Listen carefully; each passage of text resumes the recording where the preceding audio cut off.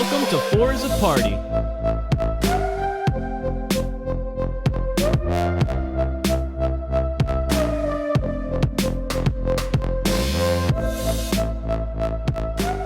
Hello, everyone, and welcome to Four is a Party. I am not your usual host, Carmelo Santiago Jr. What? No way! How can this be? Yes. Instead, I have supplanted him to run my own little misadventure. So join me, AJ Maggio, in enjoying Bridge 9, the first official adventure of the Cosmere RPG. The Cosmere RPG is a new system, currently still in beta, made by the delightful Brotherwise Studios, also makers of Boss Monster and Overboss, and inspired by the collective literary works written by esteemed author Brandon Sanderson. This particular adventure transpires in the world of the Stormlight Archives. As a personal aside, I want to give a special shout out to the Stormlight team at Brotherwise, without whom we couldn't do this. I personally am very passionate about this project and the books it's based off of, so I appreciate the care taken in making this system, and a super special shout out to core design team member, award-winning game designer, and my friend, Ross Leiser. Truly a great guy, so passionate about his craft and these books, and has shown me so much support this past year as a friend and game design mentor. All that out of the way, if you're a super fan like me, you're probably uber excited to start, and if you know absolutely nothing about this franchise, then you're just like tonight's players, such as Kevin Carter. Hello. Ashley DeSantis. Hey. Johnny Wayne. Howdy ho! And first time in the player chair, Carmelo Santiago Jr. What an honor. And I fall into that category of not reading a single Brandon Sanderson book. I'm so sorry. Not once. I just now read the introduction page to Mistborn because AJ brought it to my house. I have read the And entirety of that's it. Mistborn myself. Well, the first book, Mistborn. The first book. Yeah, don't get ahead of yourself. Yeah, That's 7 I books you were corrected just- myself. Oh. Yeah. I'm about 50% of the way through Mistborn, book 1. So, introductions out of the way, we all ready to start? Yeah, let's do it. All right, cool. The Stormlight Archive is the story of Roshar, a world of storms and war. It is a story of growth, of passion, of honor. And today, it is a story that you will tell. You are not yet heroes. You currently live in a war camp at the edge of the Shattered Plains, a vast expanse of chasms and plateaus. Today, you're traveling with soldiers and scholars loyal to an Alethi noble named High Prince Sadeas. This is where our story begins. A few days ago, a high storm uncovered ruins dating back to the Silver Kingdom. Now you're part of an expedition sent across the Barren Stone to investigate what's left of those ruins. So, you guys, if you would like to just announce who you are, that's how we're gonna get started here. I guess I'll go first then. Oh. Sure. So I will be playing a character named Talani. She is the envoy archetype. I think the first things you would know about Talani, is there like some sort of like marking or some sort of like thing I wear that says, hey, I'm an Ardent? Ardents shave their head. Okay. So there you go. The first thing you would notice is that my head is shaved because I am an Ardent. And after asking AJ a ton of questions about what that means, I am a priest who has sworn themselves to poverty. But I also get certain freedoms of like training people. Like I'm kind of an instructor, I think is the best way to put it. I am like a religious person, but I instruct both like military training and like research and stuff like that. If I'm right, if I got all that right. Yeah. You're also in the service of Bright Lady. Oh, Lady okay. Bell. Yes. The last thing is that as an Ardent, I serve under the Bright Lady Elia Medal. Mattel. Is it Mattel? It's, It is MA. Oh, Yeah, sorry. it's- I always thought it was ME. I thought you mean like metal, like a short ah sound. No. It is Mattel. Yeah. Got it. All right, cool. Do you want to go next? Yeah. Okay, I am playing Palinor. He is part of the leader path. He is a soldier who was recently promoted to a squad leader. Moving on. So tonight I will be playing Jomari. Joe He- Mama. Sorry. Brother, you I'm can't sorry. do I'm this. sorry. You're not one of us at the table anymore. I'm The sorry. GM is not the one who can make Joe Mama jokes. I get to Oh. now as a player. Hey AJ, so when I edit this, I'm keeping that in. Ah, my hubris. It's failed me. All right. I'm sorry. Proceed. So Jomari is an agent. That is, I guess, the class that they would be considered. Yeah. Essentially, I am like the bottom of the food chain around here. I am basically an indentured servant in, I guess, this group called the Bridgemen. Bridge 9 specifically. Bridge 9 specifically. and I am highly in debt to a bright lady. All right, Zvinda. I am playing a character named Zvinda today. Sorry if I terribly pronounced that. She is a scholar. And specifically, she herself is a scientist that is also the ward to a certain Mattel lady, as others have talked about. So, all that out of the way. It's about midday when you reach the final plateau crossing. The expedition scholars ride in wagons pulled by culls, which is the proper way to pronounce that word, and I will fight you otherwise. You mean chol? Yeah, like Cthulhu. Or chasm. Yeah, Cthulhu. Thank you. No. Different vowel, different. Chasm is a whole different word with different vowels and consonants after the vowel. Cthulhu. Oh, so a different maybe. word? Yeah, a whole different word. So that's why you can call it. That's why you can call it chasm, and you can call this a chol. Pulled by chulls. Nah. Their carapace-covered legs clicking with every slow but steady step. The expedition's bridge crew carries an even heavier burden. Every time you reach the edge of a plateau, the crew heaves the bridge forward and pushes it across the chasm. As the bridgemen struggle with the heavy wooden bridge, a scout announces, "We're nearly to the ruins." It's time to cross one more chasm, one that plunges into darkness far below you. Wait, how do the bridge people get to the other side? Literally, they just pushed it over? They cross the bridge and then pull it on the other side until So they it can all falls pick it up. to the chasm, and then they pull it. No. Oh. It's weighted on the ends for that reason. Oh. Okay. The bridge, by the way, for those wondering, 30 feet long, 8 feet wide, and it sits above an 80-foot drop. No, scary. Oh. So, once the bridge is in place, the caravan starts making its way across. Soldiers, bridge staff, and wagon. But as the chul reaches the midpoint of the bridge, it scuttles to the side and starts snapping its claws. We're about to get jumped. Beast is clearly agitated, refusing to move even as the soldiers bring out ropes to haul it forward. So, do you guys wish to react to anything? Oh, okay. I guess I'm gonna try this right away. So, I have an ability called Steadfast Challenge. Would this apply here? Basically, what I do is I spend one of my focus points, which is like almost like a key point, and I make a roll against the creature, and then they become disoriented and gain a disadvantage on tests against me. So I'm hoping that like I can give this thing the disoriented condition and then convince it to do what I want it to. I will let you do that in order to gain advantage on some kind of like persuasion roll to get it to cross. Okay. So then what I do is I spend a focus point, which I'm going to do, and then I test my discipline, which it's like a skill that I have that I got +4 in, versus the spiritual defense of an enemy. Okay. The wording says that I can influence. Can I influence? You cannot influence the chul. Okay, cool. So before I waste anything extra, that's why you read the whole thing. Reading the card explains the card. Yep. Reading the card Reading the rules explains explains the rules. Did you read the next line? I didn't. I somehow skipped it. Does anyone else want to? You can still try and like make a regular persuasion to get the chul to move. Does anyone I got a else? question. So, What am I doing here? you're the squad leader. If there's Okay, like a this Parshendi, is my squad. Yeah. Got If there's like a Parshendi attack, you're kind of expected to. You're not like the highest ranking soldier here. There is obviously like a Lidize above you. He's the one with the sword, but you're kind of like within this larger group. You are the leader of a subsection. Gotcha. And if you guys get jumped by a Parshendi, then you're expected to kind of like take charge of your group and defend. Okay. Mm-hmm. I don't think I have skills that are good for this. I would like to try to use my talent to predict what this thing is planning on doing. Oh, interesting. Okay. So, if I'm correct, you're going to have to make a deduction roll versus its mental defense? Yes, make a deduction roll +5 against the target's cognitive defense. And then I have an advantage on the test if it's already acted this round, which I'm assuming it hasn't really. No. Yeah, I didn't think it did.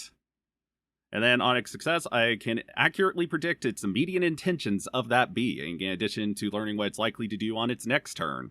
And additionally, interesting. Myself and my allies within 20 feet of it have advantage on reactive strikes you make against it until the end of the next turn. All them words and stuff. All right, cool. That sounds really good, though. Yeah, I think that's a good idea. Yeah, roll your deduction versus its cognitive defense. I'll tell you if it works. All right, I'm assuming this is still a D20 for these types of rolls? Yes, this is still a primarily D20 based system. All right. That is a dirty 20 then. Yeah, you beat this beast of burden's cognitive defense. You get the impression immediately this thing does not plan to like make any sudden move. And off that roll, I'll just tell you flat out, this thing is scared. Oh, poor baby. Oh, poor baby. That is your... That's what anyone else had taking an action here? Anybody got any good like leadership skills? Because I really don't. All right, well, leader. I wonder if the leader class has any good leadership skills. I wonder. I'm gonna ask. How do you Zvinda? Zvinda. Hold on. Is Zvinda. all this happening at one time? Like, would I have time to ask 6 second Zvinda? round. 6 second round still. Also, when Tell you're this- when you're done with whatever you're doing, Zvinda, there is one more thing I want to tell you, but I just want to let you finish first. All right. Oh, I was just thinking of stuff. You can tell Zvinda now. Oh, okay, cool. So you actually did beat the DC for a skill check here for deduction specifically. Oh. You know that one of the only things that would get this kind of reaction out of a Chull is this region's apex predator, a chasm fiend. Oh, no. Oh, that sounds scary. I'm assuming I don't Okay, have time to speak or anything, though. I just know that. You can shout a Shout warning it. if you want, yeah. But again, 6 seconds. You can't start ushering people out. Yeah. All right. In that case, I will holler out. The Choll's afraid of something, and that probably means Chasm Fiend. Anyone want to take any action in response to that, or Oh yeah, I'll do it. okay? Now I'm gonna use my leadership skill. Mm-hmm. I'm going to command my subordinates. Well, actually, do we want to go backwards? After this bridge, are we going down into a chasm? No, You're we're crossing a chasm. Okay, so our objective is still on the other side of this So, chasm. did this stop before crossing the chasm? It crab stops is in the in the middle. midway. Yeah. Midway. Okay. What are you trying to achieve? I actually hold on. You said it was a chasm. What now? What was Chasm it? fiend? 80 feet deep, 30 feet wide. Would I know? That's the chasm. I Yeah. mean, I could only assume that it is in the chasm. Otherwise, it's very poorly named. Yeah. I'm gonna command the subordinates to just run to the other side, like just cross the bridge as quick as possible. So you're just trying to get your man. I'm out trying to of there. get everybody out of here as fast as possible. Yeah. Any movement from the bridge crew?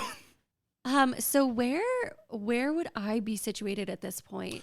So So when we move the bridge, some of us like go across to hold it on the other side.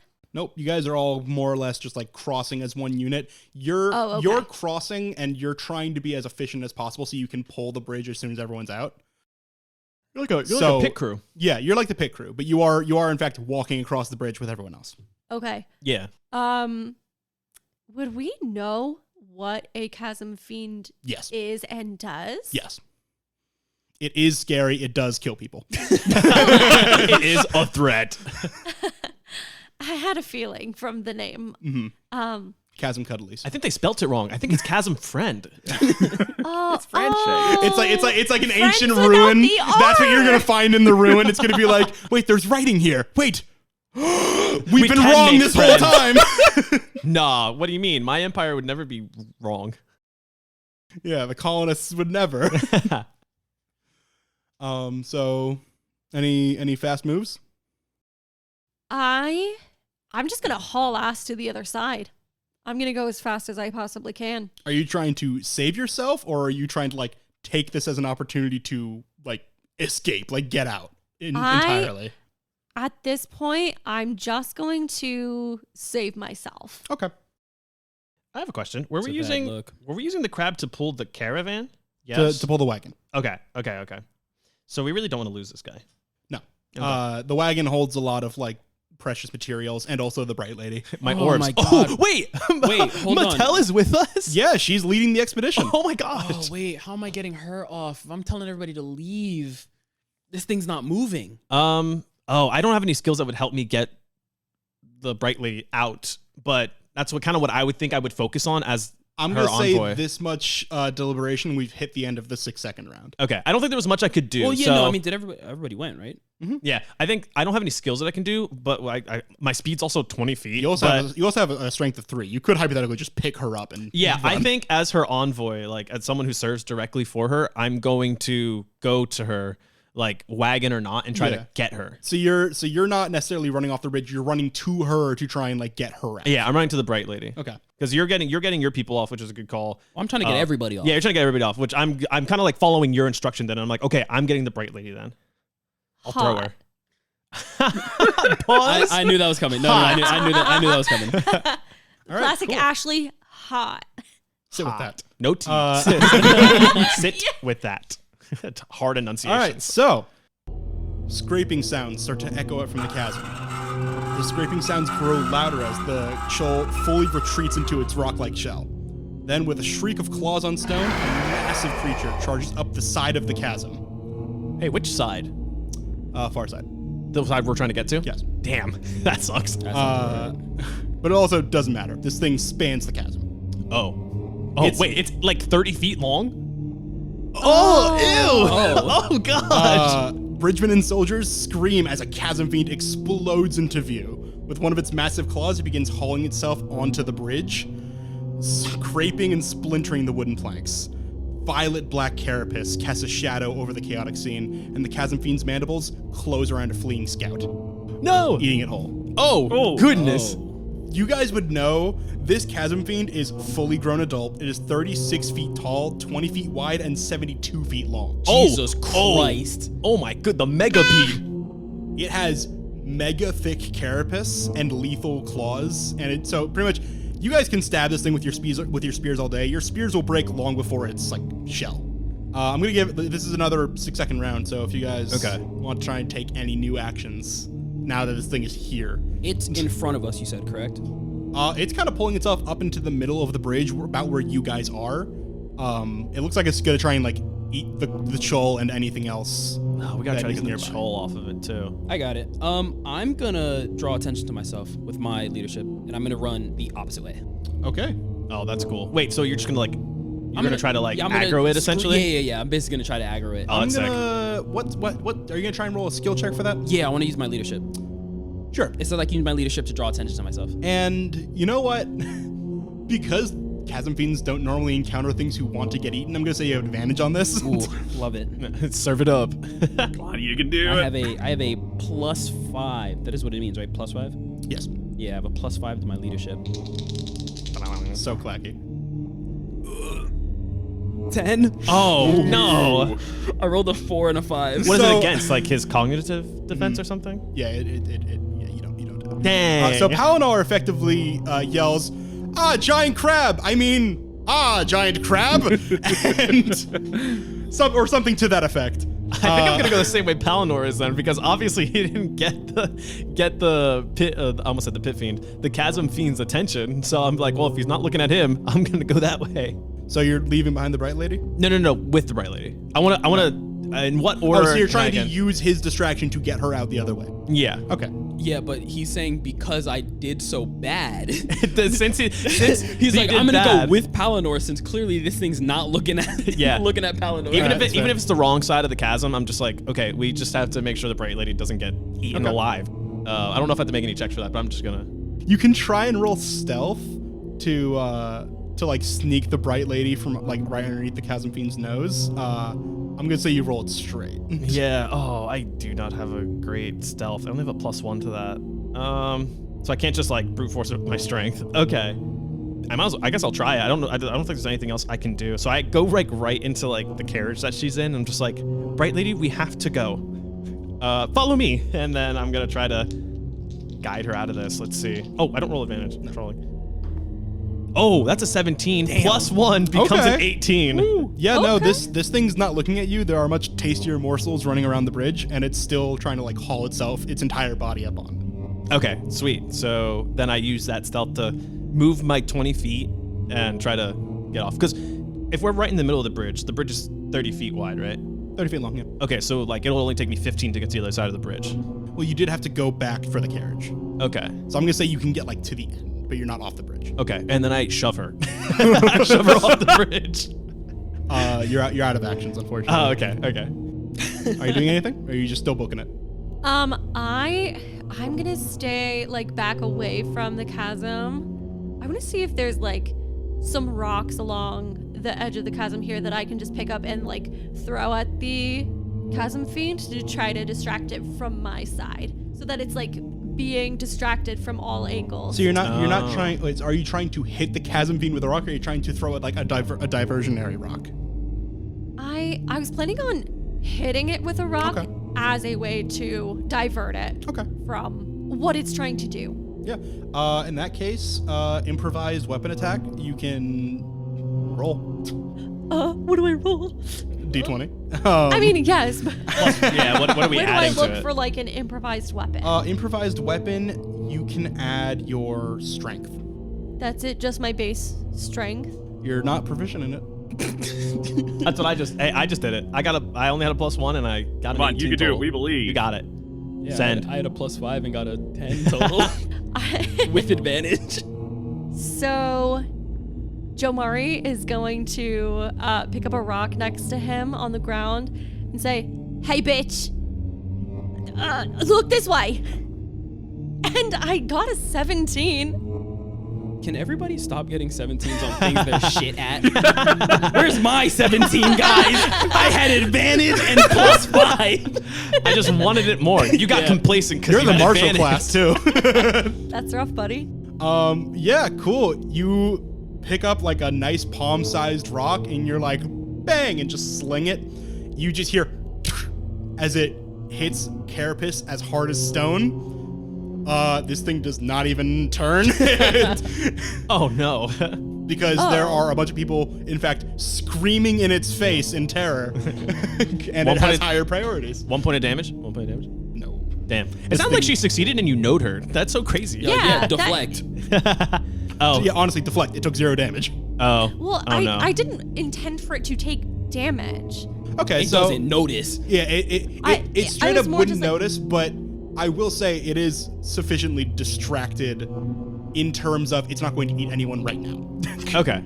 That's the goal. All right. Anything from Zvinda, or are you just kind of taking it all in? You know, guess I'm gonna try to get out of there, but I will, once again I'll try to predict what this thing is planning to do, although I have a hunch I might know already. All right. I guess first off I'm assuming I'm still on the bridge right now. You haven't moved. Okay. Well, I'll get off the bridge first off, I guess. Okay, so you're booking it? Yeah. Cool. Is all I can do? Yeah. It's, like I said, not a true combat round. It's literally just like instinctual first thing you try to do. Yeah, I should probably just get away. At My least make lady. some- Because this thing is still, if we were doing actual rounds, this thing is still in the middle of its movement. Oh. You guys are jeez. basically taking reactions. Okay. Gotcha. Okay. So, as all of these things happen, you guys make heroic attempts to try and distract the thing to get people to safety. As the chasm fiend pulls its upper half onto the bridge, 4 smaller legs skittering onto the planks, you hear a resounding crack. Oh, no. This thing is heavy. The bridge is falling. No. So, here's what we're gonna do. The bridge is fully broken in the center, and its ends grind against the chasm's uneven walls, slowing its fall, but it is going down. People on the edges of the bridge tumble over the side as it leans in the direction of the chasm fiend, but some people cling to the bridge. You were in a good position. I'm pointing at Ashley. You were in a good position, so I will let you roll this next thing with advantage. Okay. Everyone has to give me an agility or athletics check, and Oh no. we're going to enter into one of the new mechanics for this system, a plot die. Oh, All interesting. right. Ooh. So the Stormlight Archives is an extremely plot-heavy series. So there are times when some actions are so over the top and important that a simple D20 dice roll is not enough. So, in addition to the D20 you are rolling, you are also going to roll 1d6. Oh. You want a high number. Oh, it's almost like a luck check. I will tell you what your number does Yeah. after you roll it. Question. Mhm. I was only 5 feet from the edge of the bridge. Is that a similar good position to what Jamari was in? Or is it because I'm also dealing with the bright lady that you're kind of like, I'm going to say you're not even looking on the other side because you're looking at the bright lady. Yeah. I will die if it means throwing the bright lady to safety, everyone bro. prioritizing protecting other people, you do not get advantage on this. Okay, Real. that's fair. All right. And also Zvinda, because you already were off, yeah, right? she just didn't get far enough. Oh, okay. I'm giving it to Jamari. Jamari. Jamari. I'm giving it to Jamari because they dedicated like their whole time since the coal stopped moving to getting off the bridge. Fair. Are we doing this one at a time or? Oh, you guys can roll at the same time. Yeah, I'll let Ashley go first. Since we're I have sharing a the question. What's up? Do I also do the plot die with advantage, or does that just stay the same? Oh. That just stays this. Actually, here's how this works. This system is very fun with advantage. So I'm actually going to take the time to explain this. Advantage applies to every die that you're about to roll once. So you have one advantage. So you can either roll your d20 twice, or you can roll the plot die twice. Oh, Wait, interesting. that's sick. Okay. So if you were to somehow stack advantage, you could roll both twice. Oh, so you can stack advantage in this. This also applies to like Oh. attack rolls for your damage checks. So if you have advantage on your attack roll, you can either roll your 2 hit twice or your damage twice and take the higher number. That's so Dang. crazy. Is that before we roll though? We kind of have to know. Yes. Okay, you Okay. have Yeah, to that call it makes before sense. you roll. That's really cool though. Yeah. So yeah, it's your pick. You can either roll your plot die twice or your skill check, whichever you think is more important. I am going to roll my d20. Yeah, I think that's a good call. While she's doing that, I'll go then. Yeah. Go ahead, ZJ first. Okay, it's an agility check. Agility or athletics. your Okay. Oh, thank goodness. I was like, I only have a +1 to agility. Okay, I have +3 to athletics here. Mhm. Okay, and 11 on the die for a total of 14. And Okay. then And then your my plot die. plot die here. Let me grab a d6. A 2. Wasn't Okay. a 1, but a 2. The good news is, you add +4 to your die roll. Whoa, wait, Whoa. because of the 2? Oh, snap. So I got a total of, +4? Yeah. I got a total of 18 then. So we'll get to Whoa. the bad news later. Oh, no. Wait, there's bad news? 18 doesn't do it? All right, my D20 roll is also an 11. I have a +4 to athletics, so it's a 15. Whoa, nice. And then my plot die, 4. Okay. All right. Okay, I'll sweet. take it. I'll take it. I got a +4, but I roll my ankle super hard. No news is good news, guys. Yeah, no news is good news. Yeah. Zvinda or Jamari? Which one of you wants to? Okay, Jamari. I'll go next. Okay, so It's agility or acrobatics. I think your agility's higher. yes, so I'm gonna roll agility. I got a 16 on the die, and I'm using my advantage. And I have a +4, so that's a dirty 20. Sick. I'm gonna roll my plot die. It's a 2. So that's a I- +4.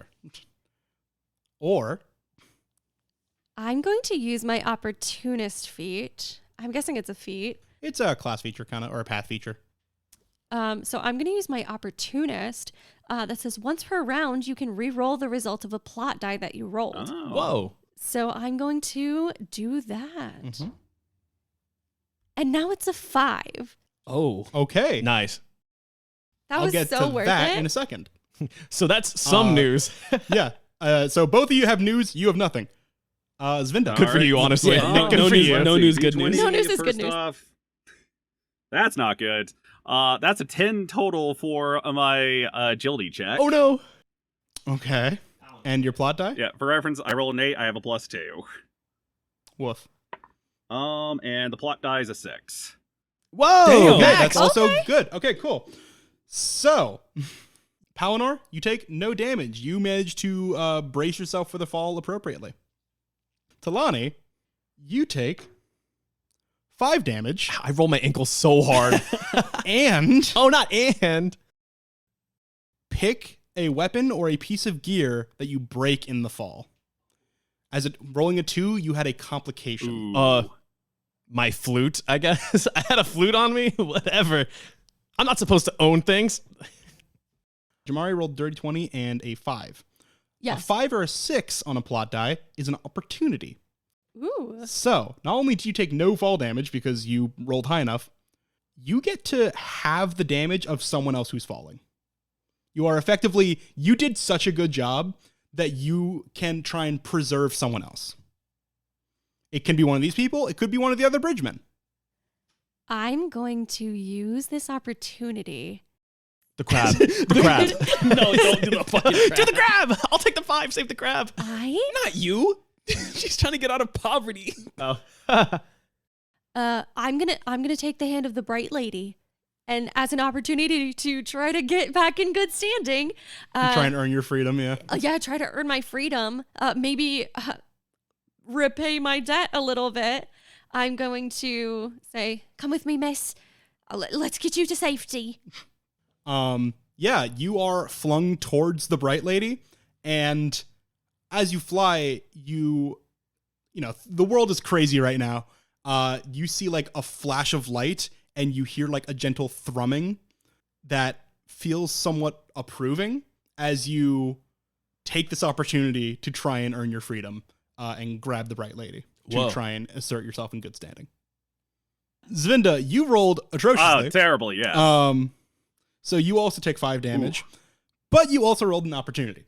So The crab. I will let you target yourself for this opportunity to have the damage you are taking, and we're going to round down. All right.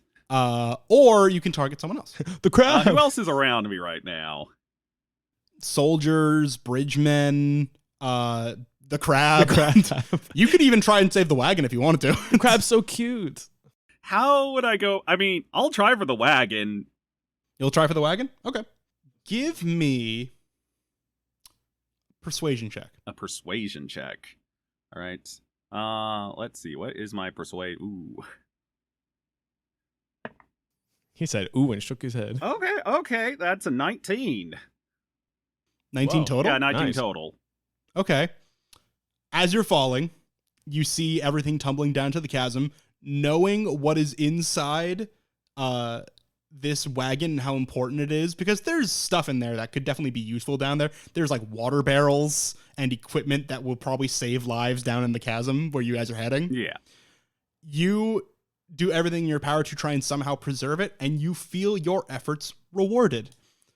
Wind swirls even more so than it would if you are falling down, and while neither you nor the wagon get out fully unscathed, the wagon's standing.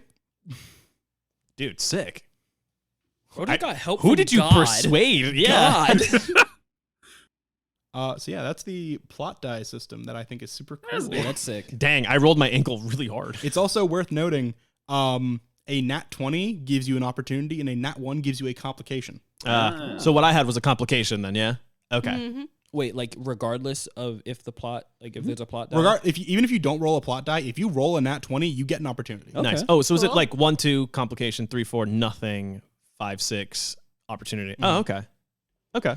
But specifically with 1, 2, the complication, it gives you like a sympathy bonus. So Yeah, you rolled so I a got the 2, so you got +4. +4. If you rolled a 1, you would have gotten a +2. Okay. Mm. Gotcha. Wait, what did I need to roll to pass? To not take damage. Yeah. No, what was the DC? 15? Oh, I passed that. Yeah, you got a 14. But I got +4, which made it 18. Oh, you did. I'm sorry. You took no damage. Okay, sweet. So I don't roll my ankle. I just smash this You- flute yeah. that I have on me. Yeah, you land elegantly and then Oh, fall on okay. your butt and break a flute. Wait, that's so crazy though. That's like a cool thing. That even though, you did bad on the plot. It's like I paid a cost to, Basically, yeah. succeed. So I'll take it. I'll take you it. still lost something. Yeah, for sure. The bridge lands with a deafening crash on the chasm fiend itself, breaking a few of the beast's smaller legs. The chasm fiend roars in pain and recoils from the collapsed bridge, pulling itself free and retreating to the west. Now, down in the chasm, it's like you've fallen into a completely different world. While up above, it is barren, it is desolate, very little plant life to be found whatsoever. Down here, the canyon walls are smooth, worn down by millennia of flash floods, and vines and frill blooms grow here, attended by the glowing green motes of lifespren. The bridge is crushed beyond repair, and the bodies of your companions lie beside it. You hear faint groans from underneath a few of the broken planks, though. Oh, I think I immediately go and try to. Oh, so I know the Bright Lady is safe, right? Yeah, somehow Okay. miraculously, this random freaking bridge kid just leapt at her and cushioned her fall. Follow-up question. So we fell into the chasm. The bridge collapsed. It was just whether or not we could protect ourselves on the fall. Mhm. Okay, sweet. So I think I'm going to immediately try to help whoever's under the bridge, just because I have like some sort of. I can do some healing if I need to. Okay. Are you going to attempt this alone, or you can try and rope someone else into help? Oh, you don't even need to rope me in. All right, these sweet. are my men, right? Okay. Yeah. Yeah. Okay. So Palinor, yeah. I'm me and gonna- Palinor. Presumably, you don't know who's under the bridge yet, but it's probably someone underneath you. Yeah, so I'm gonna go and help too. Cool. Perception checks from both of you, Uh-oh. just to see how well you can like isolate the groans of pain underneath this okay. bridge. Okay. Perception. I Plus have a 2. dog water perception. +1. Oh, 12. 5. 12 yes, 5 no. Okay. So it's really good that you got this guy Yeah, involved. thank goodness. So you, moving some broken planks of wood, find a young bridgeman, Aaron. He's just very injured, but looks more or less okay. You see that he has a slave brand on his forehead that marks him as a thief, which is why he was sentenced to the bridge cruise. Okay. So you uncover him, just, please, sir, I don't know what wrong. I don't know what wrong. It wasn't my fault. Please. I think I'm gonna go to you, Palinor, because you found him first. I'm gonna meet up with you, and I'm just gonna just speak directly to you and go, please, Palinor, right? Give me this opportunity to heal him. I can take care of him. I don't think any more people deserve to die in this situation. Okay. I'm going to hand him over to you. Okay, sweet. You set to applying aid. If you want, you can make another perception check while she's doing that. Oh, yeah. Yeah, for sure. Yeah. Is there a check that I need to do, or can I use I have a ability, or I guess it's a piece of equipment called an antiseptic, which I have 5 doses of. Can I give that to this guy? You can give 1 dose. Okay, sweet. So, I can only do it during a short rest. Does this count? Or what I do, I just need to make a medicine check of some kind. I'll say I'll let you do it not on a short rest with a medicine check.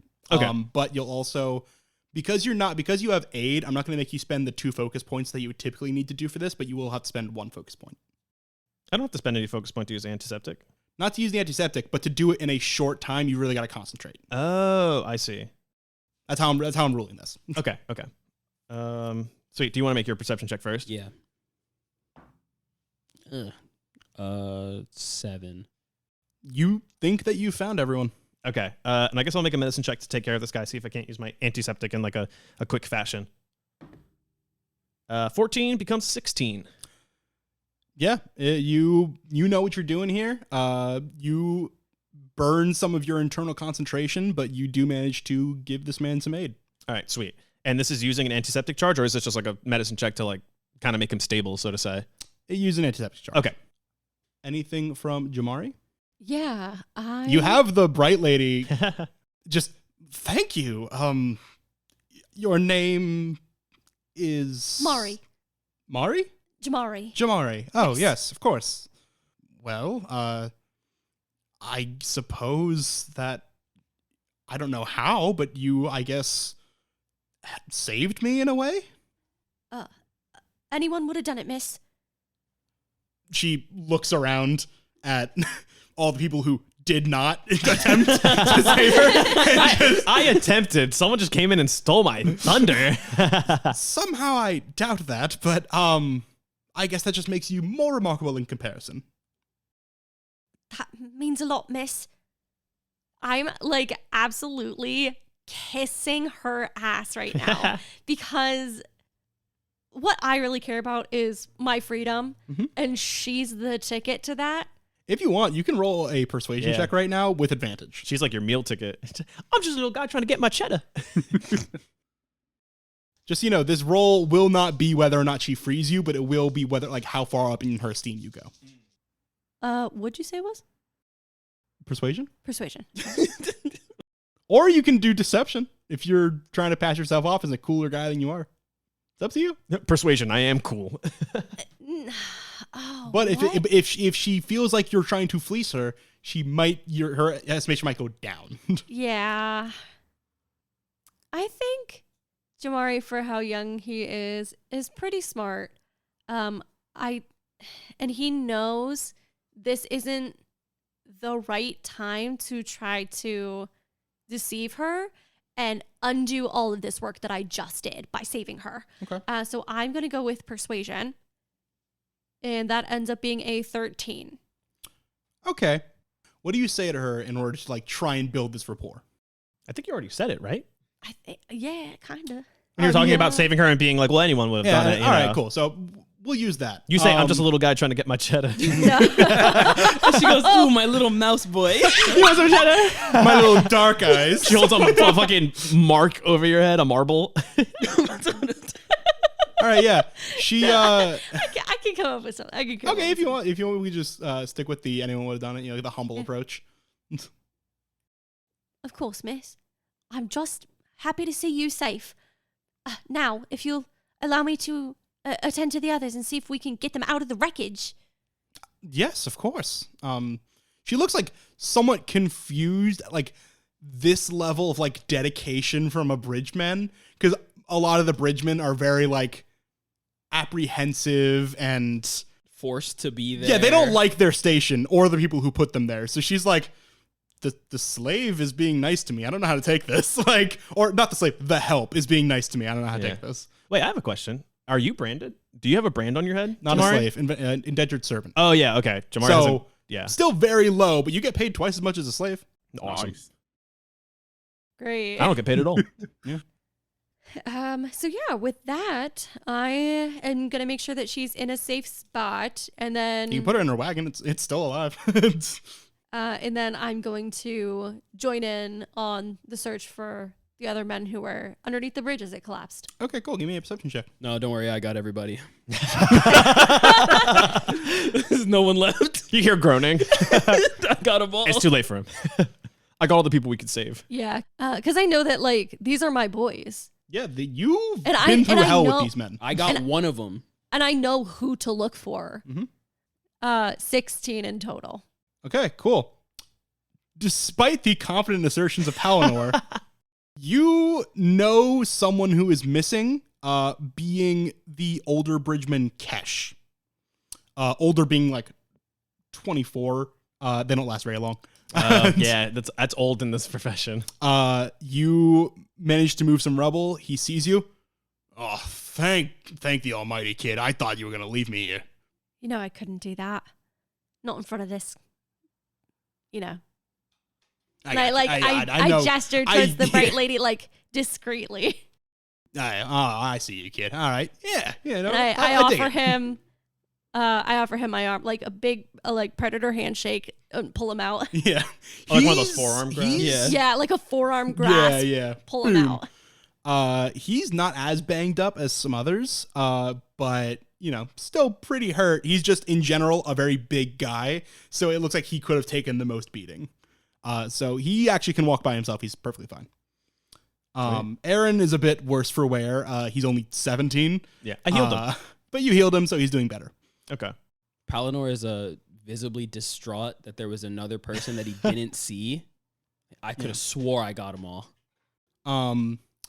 Jamari, in your search, you also find the dead body of another one of your friends, Ved. No, I was just about to ask where he was. This person you totally knew. He's on my character sheet. Wait, really? Oh, Yeah. Yeah, we have connections on the character. All of these people That's why that I brought it up. all these people that he's mentioned are on my character sheet. Oh, that's 'Cause crazy. They're in my crew. They're bridgemen, yeah. Oh, that makes sense. Yeah. Oh, so I find the body of Ved. Mm-hmm. Oh, that's devastating. Do I see where Doral is? Yes. Doral, you find he was thrown off a ways, so he actually didn't land like under the bridge like other people. But he has a very visibly broken leg. Ah.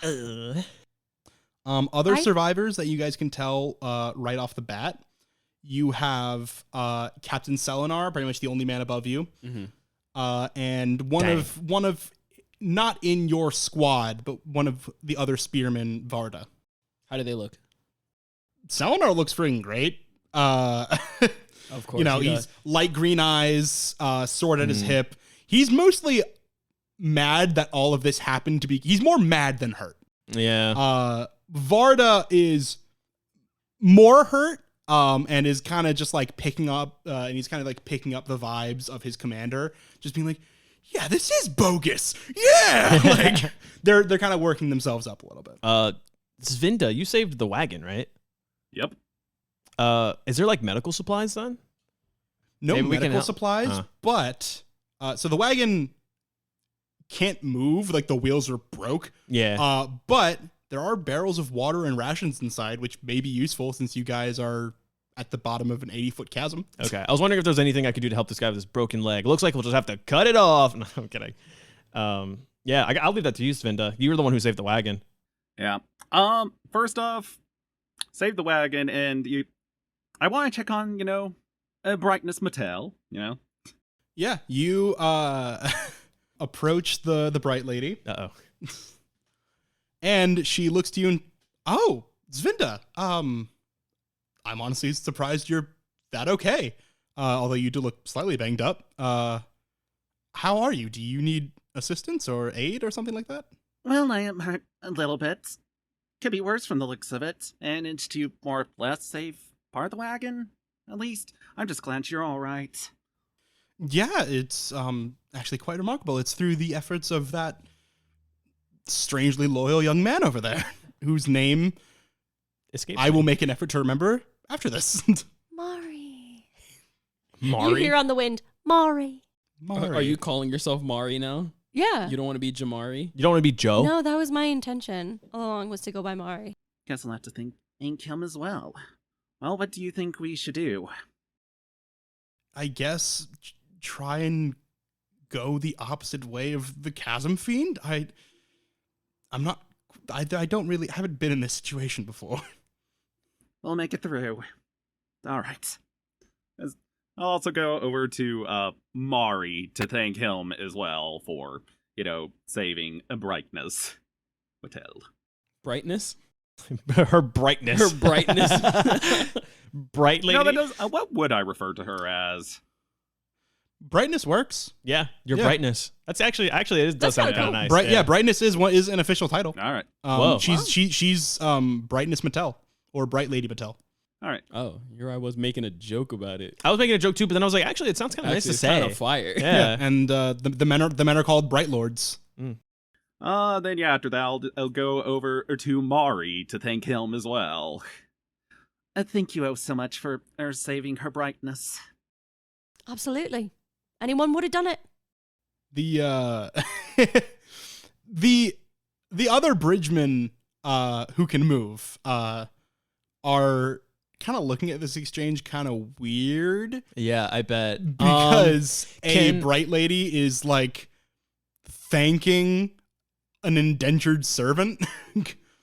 Like they clearly don't trust this situation very much. I think, if that's the case, I think what I'm going to do is, first I'm going to go to Aaron and be like, Aaron, can you stand? Yeah. Now, thank you. No problem. Of course. Good. And then I'm going to just leave him and go right to the Bright Lady. And I think I don't know what my direct role to the Bright Lady is. I almost, like, as an Ardent who serves under her, am I almost like, not an advisor, but I know she comes to me for a lot of, like, religious information about... Advisor works. Again, you have a very weird position in Alethi society. Yeah, I guess I want to know, is it okay for me to approach her and like speak to her, like not pull her away, but just like speak to her privately? Like, is that something I can do to be like Lady Bright Lady or Lady Bright Lady, Bright Lady Mattel? That young man saved your life, and I'm so glad that you're all right. But I think you have to consider your image here as well. As I gesture to the other bridgemen who seem to be now like murmuring amongst themselves. Mm-hmm. Because I'm outside of this like hierarchy thing as an Ardent, but I recognize her position and what kind of betraying that position could do to her. Oh, yes, of course. You're right. I hadn't really. A lot's happened in a very short while, so. Very true. I suppose I let my generosity get ahead of me. I do wish to reward that young man because I think that he... Yes, agreed. Yes. But maybe in a more discreet manner. Mm-hmm. One reminiscent of our station. Yes. Or my station. Yes, your station, not mine. And then who calls the shots here? You know what I mean? Well, like I said, there are two the surviving commander. soldiers, the Captain Selenar. Actually, so... The two surviving soldiers are the first to give up in searching for supplies. They look very dejected. Captain Selenar just mutters, "We need to get moving before that chasm fiend returns." The heavyset spearman Varda next to him just looks up and just starts screaming, "Help! Help us!" And Selenar straight up slaps him. Just, "Varda, you cren-sucking idiot! You'll bring the beast down on us!" You say cran-sucking idiot? Krem. Oh. Creme, for context, is essentially whenever a high storm comes through, it deposits like clay with the rainwater that just covers everything. Oh, nasty. Yeah, so Creme is, it's nasty. So yeah, like, despite that warning, both men look up like, what, did someone hear it though? Like, it's just, Oh, so the captain slapped that dude, right? Yeah. Is that normal? Is that like, that's not something I would intervene with, he's a right? Bright Lord. I'm not fucking with Or that. if not a Bright Lord, at least a Light Eyes. Yeah, I don't think it's in my station to correct like a captain. So yeah, you guys are looking for guidance, and the highest ranking person here outside of Mattel is Captain Selenar, but Ali Mattel, it does try and take charge. The scholar starts to speak. Perhaps we should. Selenar interrupts her. Brightness, this entire storming suicide mission is your fault. Just do what I say. Anger spren. Pools of blood start to shimmer at the captain's feet. It is at this point that I should probably explain what spren are. Yeah, what? So, on the world of Roshar, concepts have power. Earlier, I described all of the flora that is growing in the chasm and how it's surrounded by life spren, represented by like glowing specks of green light. Essentially, wherever you find a lot of something, be it a concept or like a physical thing, spren will appear. If you're in an inferno, you'll see flame spren. If you are, falling through the air, you'll probably be, or if it's a very windy day, you'll see wind spren.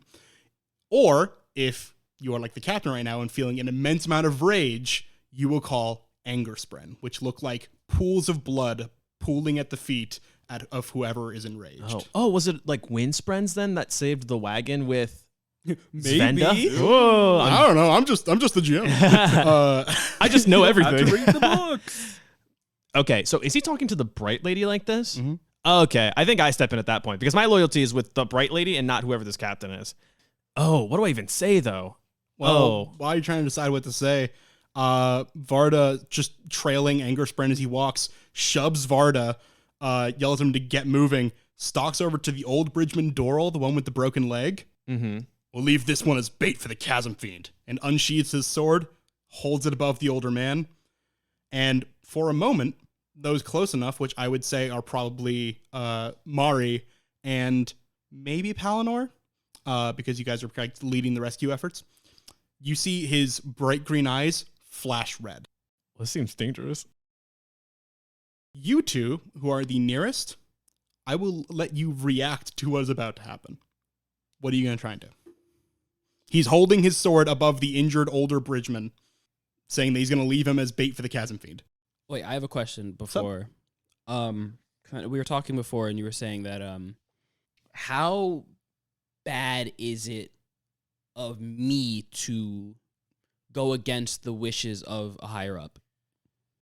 It is insubordinate, not unheard of, and especially with Bright Lady Mattel here, you are unlikely to get like court-martialed or anything if you push back against this guy who is clearly not thinking clearly. Yeah, Cool. I'm taking the long spear and I'm going after him. It might be I'm worth gonna just stop pointing out to him like you are losing it, like this like sprite stuff. What is it called? Oh, I'll do it after he Anger's drops the Yeah. weapon. Yeah. Okay. So you're gonna try. Are you gonna like attack him? Roll persuasion. What's your move here? Are you gonna try and like just get in the way? I don't really have much time to think, huh? Nope. How Mari, you're far also am- allowed to do a How thing. So far am I? Because if I don't have enough time to like I'm going jump to say in the way, I have my long spear to stop. we're not using maps here. I'm going to say you are within 10, 15 feet. So you can get there, is what I'm saying. He looks like he's gonna swing, right? Mhm. I'll jump in the way. Okay. Give me an agility check, Jamari. As he is doing that, I see this guy raise his sword in order to strike down someone who I have come to know very well. And I think just purely on instinct, I just shout, "Please, no! Please. Please don't hurt him. All right. Persuasion. She can heal him. And I point towards Talani. No, she can absolutely heal his leg. He'll be good as new. and we can just carry on. Okay, so you're going for persuasion here? Yes. Roll persuasion, also roll a plot die. Ooh, okay. Can you add advantage to these? I'm not going to grant an advantage to this. But you do get your opportunist back. That's what I'm saying. The skill. Yeah, I am gonna take that opportunist for sure. What'd you roll on the first one? On the plot die, I rolled a 2. That would give you a +4. It would just come with a complication. Which I don't super want. Okay. Because my D20 roll was pretty bad. Okay. So you would want the +4 then? I think she's like, I'm going to fail this roll. I just want the opportunity. Oh yeah, because opportunist lets you re-roll only the plot die. Mm-hmm. I see. Oh, okay. Yeah. So yeah, in total on the D20, it's a 9 for persuasion. I am gonna use my opportunist and re-roll my plot die. Okay. It's a 1. Oh, it got It got worse. Unfortunately, you weren't rolling with advantage, so you do just take the new roll. Oh no. Oh, the bridge is talking to the captain. Oh, this can't be good. Oh no. Did you make an agility check? Yeah, I got a 17. Okay, you also get to roll a plot die here. Oh. Come on, roll something Bruce too high. well. Get a 6. A 1. So you get a 19. Also a 1. Oh no. Okay. Good news. You successfully block the blow. Bad news. So you make your plea, but here's what we're gonna do. I think your life's in danger. Yeah. Oh no. How many hit points do you have? Me? Oh, Palinor. 13. Oh yeah, because you got a 1 too. You intercept the sword that is meant for the elder bridgeman. By the way, when I say older, this dude's like in his 50s. Oh. Whoa. He's kind of a legend for surviving this. Oh, this guy's awesome. You intercept the sword that you know for a fact would have killed him, because you take 12 damage. Oh my god. Oh. Oh my god. Minus whatever the deflect value is on your armor. 2. Okay, so 10 So damage. 10 damage. Ay. So That's nuts. this man, in a rage, swings his sword at the older bridgeman, who is kind of insensate at this moment. He's like in a lot of pain. His leg is fully broken. And then in an incredible act of heroism, Palinor leaps in the path of the swinging sword, and you all see a bloody gash open in this man's chest. Oh goodness. Oh my god. Don't worry, it'll make you more hot. What? A hot scar. Got them battle scars. That's the goal. Dies. This was my shark bite. I took this scar to save another person. Oh, the chasm fiend I bit me survived a shark attack. right here in the chest. Wow. Okay. Jamari's thing still has to happen, right? Jamari, Oh, I have something I want to do after this. you spoke out of turn, and if you'll recall, there are 2 surviving soldiers here. Oh no. Varda, deciding that he doesn't like the way that you're talking to his captain, kind of feeding off of the captain's rage in this moment, is going to take a swing at you. He's not going to automatically hit like the captain hit Palinor, because you're not jumping in the way of an attack. What is your physical defense? It's a 14. You got a 15 on the die. Damn. Oh, no. Ugh. So. Fuck it. TPK. Automatic. TPK. We're not even. How many hit points do you have? Oh no. 11. Okay. The good news is, this can't one-shot you. Middle of the road, take 5 damage. Does your armor have any kind of deflect value? You're wearing a bridgeman's vest. Oh, yes. I see it now. It's a 1. So in that case, would I take 4 damage? Take 4 instead. Okay, I'll So take 4 damage. you yell, please, just please, and you hear behind you, shut up, Bridgman, and just clocking you across the back of your head with the butt of his spear. You fall into the dirt, taking 4 points of damage. Ah, okay. The Bright Lady's still like the top dog here, right? In rank, but if Captain Selenar is planning on just starting to fight people, she's not going to be able to like pull rank on this guy. Oh no, I'm kind of because I'm with the bright lady, which is like I was further away. Oh, I want to. My mindset right now is fight the captain because that puts you in charge, Palinor, and then everyone else will hopefully stand down. But like the anger spren, right? That's what they're called. Anger spren. Anger spren have clear. Did the anger spren ever affect someone's mental? Like, So that's actually a matter of some debate whether or not like do wind spren cause the wind or are they just attracted to the wind? so the spren are like kind of attracted to his Chicken anger. or the egg. But the captain's eyes glowed red. If you want, you can roll an insight on that. Just see what that's all about. Yeah, I think I will. Before Okay. I ask the bright lady any sort of guidance in this situation, because I'll fight the captain if she says so. Okay, here we go. 7. 7. You know what? This is important. Roll plot die. Oh, okay. Please don't roll 1 as well. I take damage while thinking. 4. Nothing happened. Nothing happened. Okay, I'll take it. Okay. You did a thing. You did a thing. You did a thing. Zvinda, are you just chilling here? Well, I don't appreciate him disrespecting her brightness here, to say the least. Okay. I would say you're not close enough to like close and attack if that was going to be your next move. You are close enough. You can see his face. You can try and like make an insight check or a persuasion check if you want. Magic All right. missile. I am curious about one weapon that I have, though, because I have no idea what it does. The panreel. In this world, there is Magitech level of devices that use Stormlight to function, essentially as batteries. These devices are called fabrials. Fabrials typically operate through using Stormlight as a battery and usually imprisoning a certain type of spren inside of a gemstone. Oh. So, to go to the point that you just asked, do spren cause a thing or are they attracted to the thing? The reverse is also kind of true here. So, for example, heating fabrials are used commonly throughout the war camps instead of actual like fires because they have a flame spren trapped inside the gemstone that emits heat. Oh, interesting. This is a pain reel. It is a fabrial with a pain spren embedded inside. It effectively acts as a taser. Oh. my god. You touch someone with it, and if you are successful, just cause them pain enough to actually deal them physical damage. All right. Yeah, I was curious, too, what that did, though. I wasn't sure if it was, like, ranged or not. All right. It is touch based. Yeah, I guess I will roll insight, though, or whatever you want me to roll to try to figure out what's going on with him. You can roll insight. You can roll lore. I will roll lore instead, if that's all right. Sure, yeah, you can roll lore. And then also roll plot die. All right. I rolled a 2 on the D20, and then I have a +5. 7. Yeah. Okay. Me too. What about that plot die?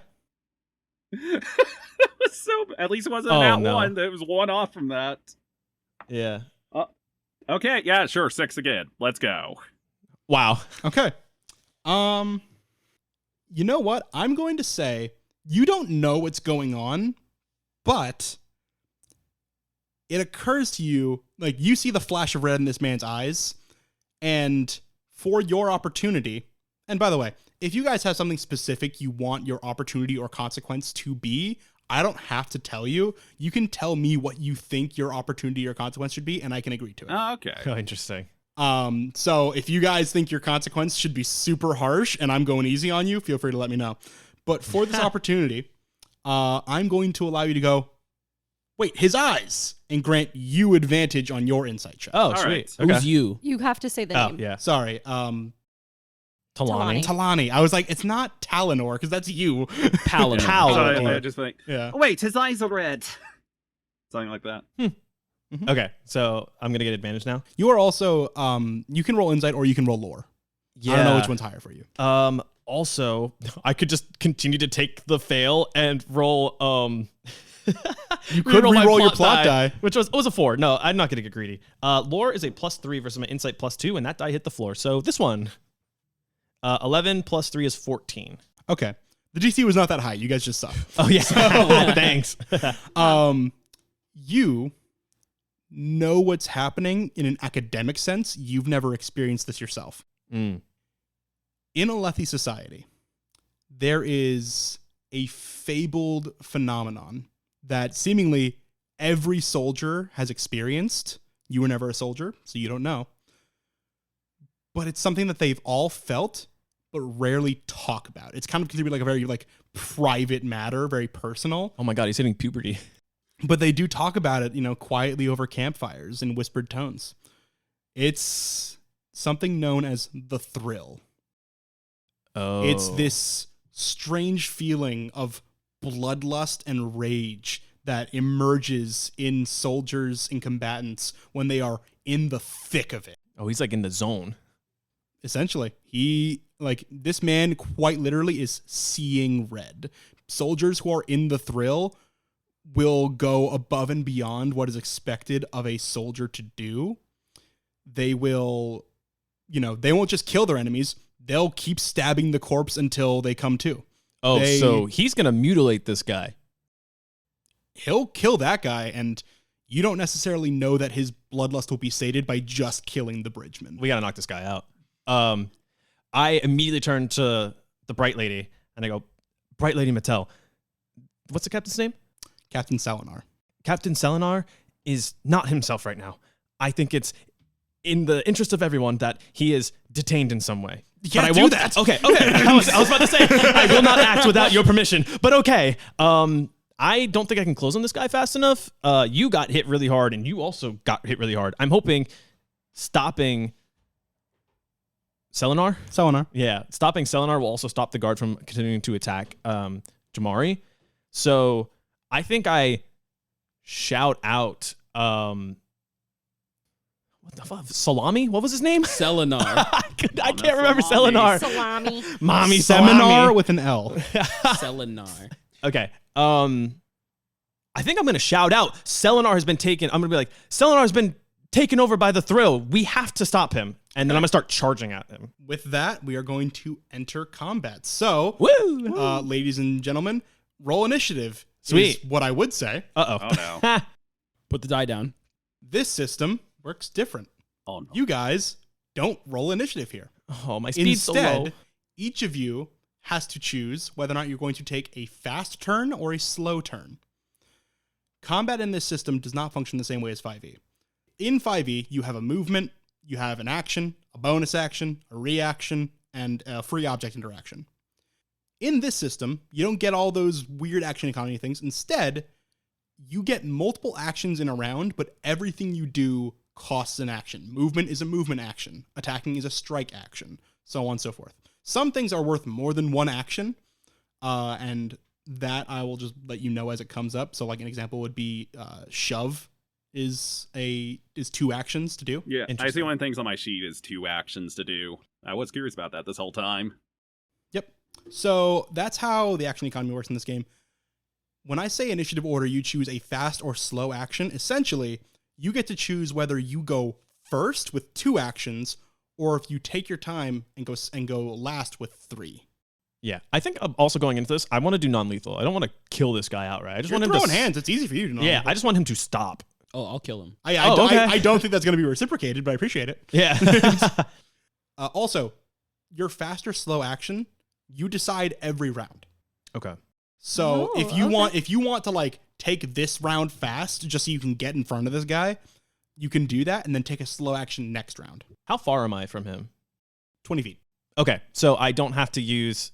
okay, so basically I'll probably take a fast turn then because I was like, I'm worried about not being able to get to him in my one turn. Okay. Also, the way initiative works, because we're not rolling to see who goes first, the P stands for priority. So PCs who took fast actions go first, and then NPCs who took a fast action, and then PCs who took a slow action, and then NPCs who took a slow action. Okay, so speed doesn't matter. Thank goodness. Speed does not affect your initiative. It just affects how actually fast you move. Who's taking a fast action? I'm taking a fast action. I will also Yeah, take a fast I'll take a action. fast action. Okay. I will take a slow action. Sick. All right. Cool. Okay, sweet. That's a good call, I think. Yeah.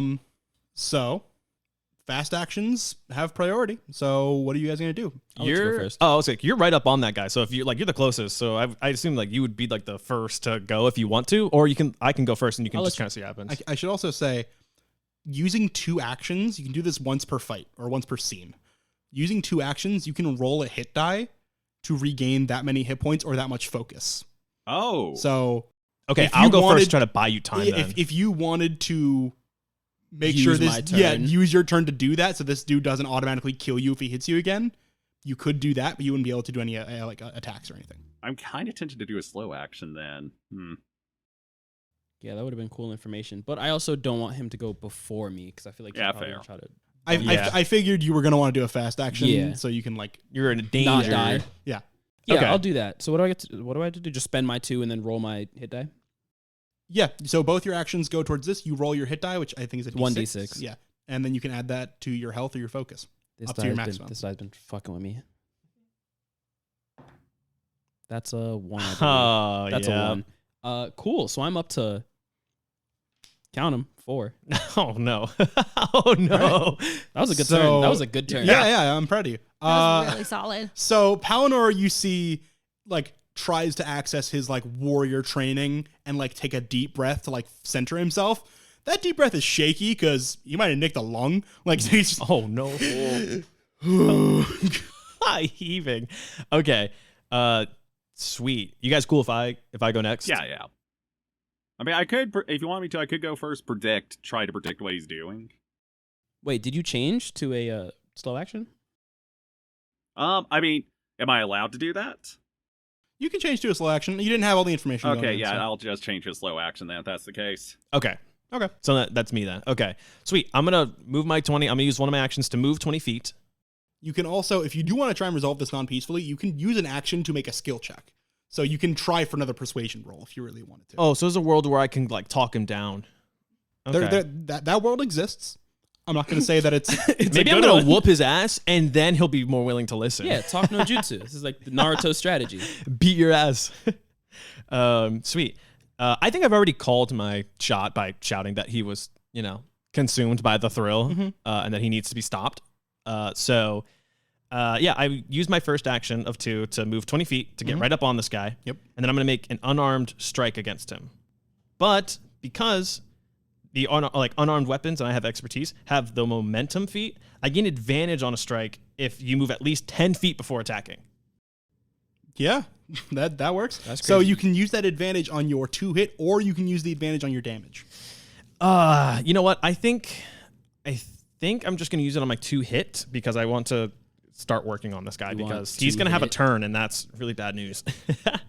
Okay, so with advantage, I think it was a good call to take advantage. I have a +3 to this, so I got a 17 to hit. That beats his physical defense. Okay, thank goodness. It seemed like you were thinking about that.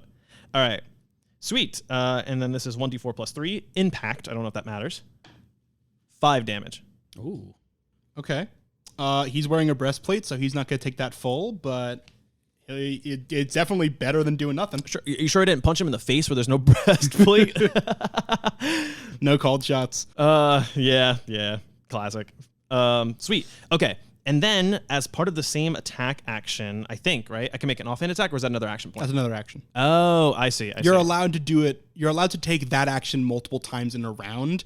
Having an expertise in unarmed strikes means you get to use less focus to do so. I see. Okay, so I hit him, and I moved, and those are my 2 actions. So I think that's it for me. You running at him and hitting him. Congratulations. He's no longer focused on Palinor Okay. or the Bridgeman. That's what I was But- hoping for. You punch this man and he just storming woman makes an attack roll Okay, as a sweet. reaction. Oh, that's a reaction. Mhm. What's your physical defense? My physical defense is 14. Cool. I rolled a 16 on the die. Dang. Just roll worse. On the bright side, he doesn't add his modifier to this damage, so it's just 1d8. Okay, brutal. 2. 2. Oh, wow. Okay. I have no deflect value because I'm You unarmed. are wearing robes. So yeah, I take the full 2. Damn. But I'm okay. I'm okay for now, as long as he doesn't max damage. Yep. That's both of your fast turns. Yes. Okay. So The captain's eager to start killing people, so he Yeah. is also taking a fast turn here. are any of the bridge guys on our side? They aren't fighters, and one of them has a broken leg. Real. What about Aaron though? I healed him. The fact that you needed to heal him should Yeah, tell yeah, you the true. condition that he was in. Yeah, true. He got crushed by a bridge. You know what? Actually, I'm getting Aaron killed. I'm gonna make a roll here. Yeah, no, they're terrified. Okay, real. Fair. The last bridgeman that spoke up got whacked in the head by Varda. True. Which, by the way, Varda is not overcome by the thrill, but you get the vibe. He's with his captain on this one. Yeah. He's just taking a slow turn to like scope it out. Ass kisser. But yeah, the captain's gonna go. I'm so dead. Sorry, Talani's physical defense is 14. Yes. He has a sword and shield. He's gonna shield bash you. So, Okay, interesting. Oh God, I'm rolling fire. Stop. That's a 21 athletics, so he knocks Yeah. you prone. Okay. I am on my back. Ow. Mm-hmm. Flat on my butt. Now he's gonna go for a longsword. Okay. Prone works differently in this system. I'm glad to be an example. I'm also glad to use you as an example. This system is very fun to me. Yeah, it's too bad we're not going to be able to use it after this. Yeah, 'cause we're gonna die. So, gains advantage on the roll, but he's going to use that advantage on his damage. So whiff. 13. Yes. Oh my goodness. And because you gave advantage to the damage and not the roll, He doesn't get to reroll. I don't get any damage. You are prone. Yeah, I am prone. I just like wiggle out of the way. Cool. That was both of his actions. Whew. So that brings us to PC with slow turns. So Yep. Well, first off, I'm going to try to predict what he's going to do next. Also, since he has already acted this turn, I get advantage on this check. Actually, first off, how close am I to him? I'll say also 20 feet. I'll say that you both were near the Bright Lady. Okay. I'm assuming my allies are also within 20 feet. Yes. Okay. Why do I even need the nat 20 here? What is the purpose of this here? Did you roll in that 20? Yeah, I rolled nat 20. Oh, opportunity. An opportunity. Yeah, it's an Yeah, opportunity. you get a free Oh, opportunity. crud. Okay. So, what's the captain going to do next? Cool. He's going to kill people. Yeah. Well, then, You can tell he's probably going to swing on the Ardent and not Palinor. all right. Also, all my allies within 20 feet have advantage on their reactive strikes until the end of his next turn, I guess. By the looks of it. Reactive strikes or attacks of opportunity. Yeah. Okay. I was like, I don't think I have a reactive strike in I don't my think abilities. He's leaving our No, attack. I don't. Nope. leaving but- He's not leaving my threatened area. Yeah. Do you have a particular opportunity you want to recommend? If not, I have one. I'm not really sure. I wasn't expecting it, to be honest. No one ever does. That's what I like about the system. A nat 20 is never wasted because you get something out of it. So the opportunity that I'm going to present to you, you're focused on the captain, Yes. but your eyes shift. You see Varda, who looks ready to fight. He doesn't look like his heart's as in it. If you're going to persuade anyone here, he's likely to be it. So yeah, that your opportunity is you think that Varda might fold. So do with that what you want. You have 2 actions left. All right.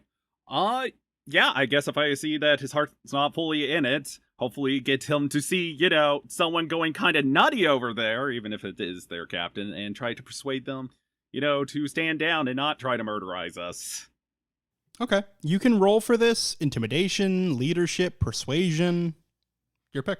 I guess intimidation, actually. Oh God, the light eyes is yelling at me. Oh, true. You are a light eyes. Yep. Again, not very happy that her Lady Brightness, has been insulted. Before you roll, what do you say? Your captain is clearly out of his mind, so please stand down or help us try to stop him before we lose even more people to this nonsense. That is a 16. Wow. Okay. Varda hears your words, acknowledges who is saying them, and goes, I'm gonna, puts his hands up a little bit, just, I'm not involved, and just take steps away from young Mari, who he just clocked, and just effectively removes himself from the initiative order. Oh. He's not going to help you guys. Okay. That's still good. Is that's still good. Is that able to change? You could try. Oh, so he's not like a bright eye like He's a regular soldier. Zvinda. Oh, so it's like a bright eye is telling me what to do? All right. don't want to ruin my life. Yeah, it's like he realized, like, with his captain the way that he is right now, he's unlikely to stop with the bridgemen and the other soldiers. And he's like, would I be comfortable aiding the murder of 2 light eyes? Probably not. All right. I assume the persuasion took an action as well. That was an action. All right. In that case, I have 1 action to do, so I guess I will get up. I guess I'll move 10 feet up closer. You're not going to go the full 20 to get, like, next to him? You're just going to get closer? I guess I could go the full 20 and get up next to him. Just very dangerous since I don't have a lot of health, but... Yeah, it'll be dangerous, but also getting closer doesn't help you too much because it takes a full action to move regardless of how close you are. Yeah, do I have anything else I can do as an action? Nope. Don't think so. So, yeah, sure. I'll get up next to him. Okay. Mari, your assailant has backed off. You're also 20 feet from the captain, but what are you trying to do? Oh, I'm still that far back. Okay. Mm-hmm. Oh wait, no, you were close. Yeah, no, I said that you were a lot closer. I forgot that. No, yeah, you're. If you want to be, you can be within striking distance right now. I would like that. Okay. I am going to spit out the blood that has pooled in my mouth as Anger sprint. As I stand up, I look back at Varda as I wipe my mouth, and I'm going to go up behind the captain, and I'm going to palm strike him in the back of the neck, and I'm going to take a cheap shot. Oh. Read it out for the class. So with a cheap shot, I spend a focus to make a thievery attack against a humanoid within reach, and I raise the stakes. On a hit, the target suffers 4 damage and the stunned condition until the end of its next turn. Whoa. Yes. So you're making your attack using thievery against his physical defense? Yes. All right, Against his cognitive defense. Ooh. Yeah. Yes. I don't think he's very smart. Yeah, because you're trying to knock him out. Yeah. All right, cool. Make your check. It's so bad. I rolled a 2 on the dice. You also get to raise the stakes here, so roll your plot die. Oh. Raising the stakes Okay. means roll a plot die. Whoa. A 3. You can re-roll that. You have your opportunist. That'll be the only plot die you get Wait, to but this re-roll is your from. only action, right? This is your first action. You still have 2 more. But she can't attack again. She wouldn't be able to do this twice. Oh, she couldn't cheap shot again because it's the same. Right. Yeah. Yeah, I can't. Well, I don't cheap think shot again. I don't think the plot die is going to do you any favors then. It might. Opportunity. might. It might also be a 1. A one. Well, yeah. But an opportunity might let you roll with advantage. I'm gonna use the opportunist. Okay. Greed strats. Let's get it. Yeah, greed Come on, strats. Greek strats. What? No! I told you!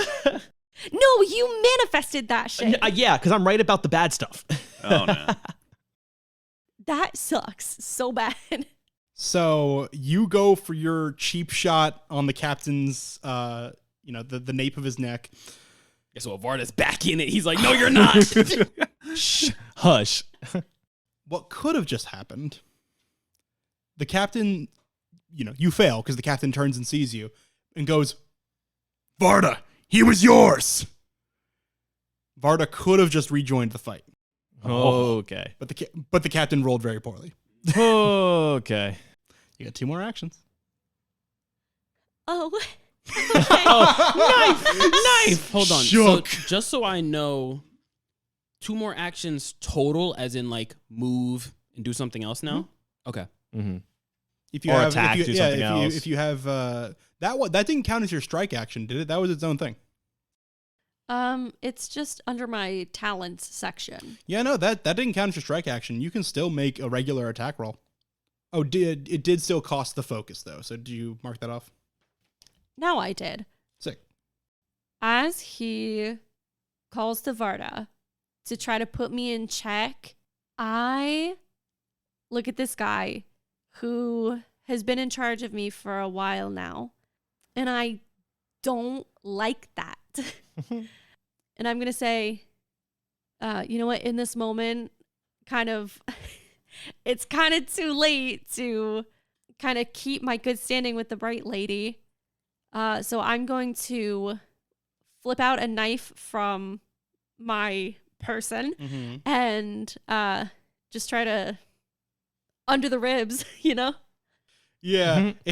So I love how you were like, bright lady, oh, I love serving you. I'm a good lad. Hold on, pulls out a shank that I don't think you're supposed to have. He's got to go. It was in my boot. Yeah.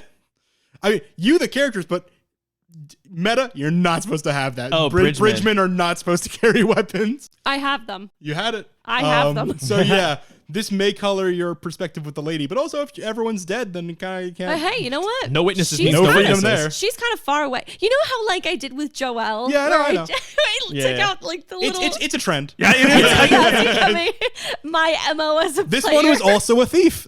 Yeah. Weird. Weird. You want to tell me what that is? I got a nat I was 20. like, you Let's took me to go. see that far? I was saying- pointing to you. No. I love the fact that you can't read your dice. When she rolls this dice, she has no idea what it says. She has to pick it up every time she rolls that die to see what She's number's like, on it. you No, tell I me s- what it I is, saw all what it smug, was. but she really can't say. You tell me what that says. It's a 4. What? No, I saw exactly what it was. All And right, so I cool. went, nat 20. Let's go. Awesome. Let's go. Nat 20, that also gives you an opportunity. Hell yeah, it Also, critting on an does. attack. Does that do Also, anything? Oh. You double your damage dice. Nice. Nice. To my knowledge, I could be wrong, but I don't think I am. You never think you are. Jam's never wrong. Hey, you know what? I'll double my dice. That's fine. Oh no, I'm sorry. You just maxed the result. Oh. That's not bad either. Oh, Yeah, that's not bad. So I max the result of the one dice? Any dice that you would have rolled for damage, you max the result. Okay, so it's 1d4 plus 4. So 8. So I just automatically add 8 damage. Mhm. Can I use the opportunity to add another damage die? That's Cooking. That's cooking. Okay, that sounds really cool. Pandora's box kind of yeah. thing. Yeah, that sounds kind of wild. The enemies will have the same opportunities.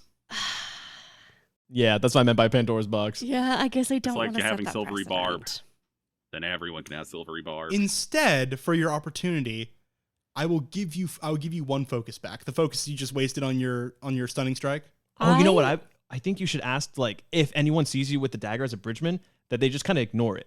You know what I mean? Like, they just let it slide this time. You could do that. I would be willing to say that your opportunity is that you are so slick with it that the bright lady doesn't notice it, and everyone else who does keeps their mouth shut. Schlick with it. I will go for that. Okay. I will say, if I can keep my weapon stealthy, I will take it. All right, cool. And I will deal him that 8 damage. Goodness. Nice. Well, how slippery. That hurt.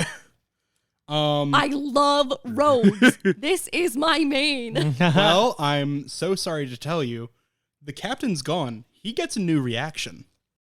Oh, no. What's your physical defense? Yeah, but like, clean your clock. Oh, it's 14. 12 on the die. I was to say 12 total. Start missing. Well, you missed on me, and I Plus. appreciate that. I missed a very important attack on you. I was wrong about how prone works. It doesn't give you advantage, so I'm glad I didn't roll advantage for that. But he would have dealt an extra D8 of damage. Oh my god. So he just crits because I'm prone? What? Guess we're about to find out what happens when someone gets knocked to 0.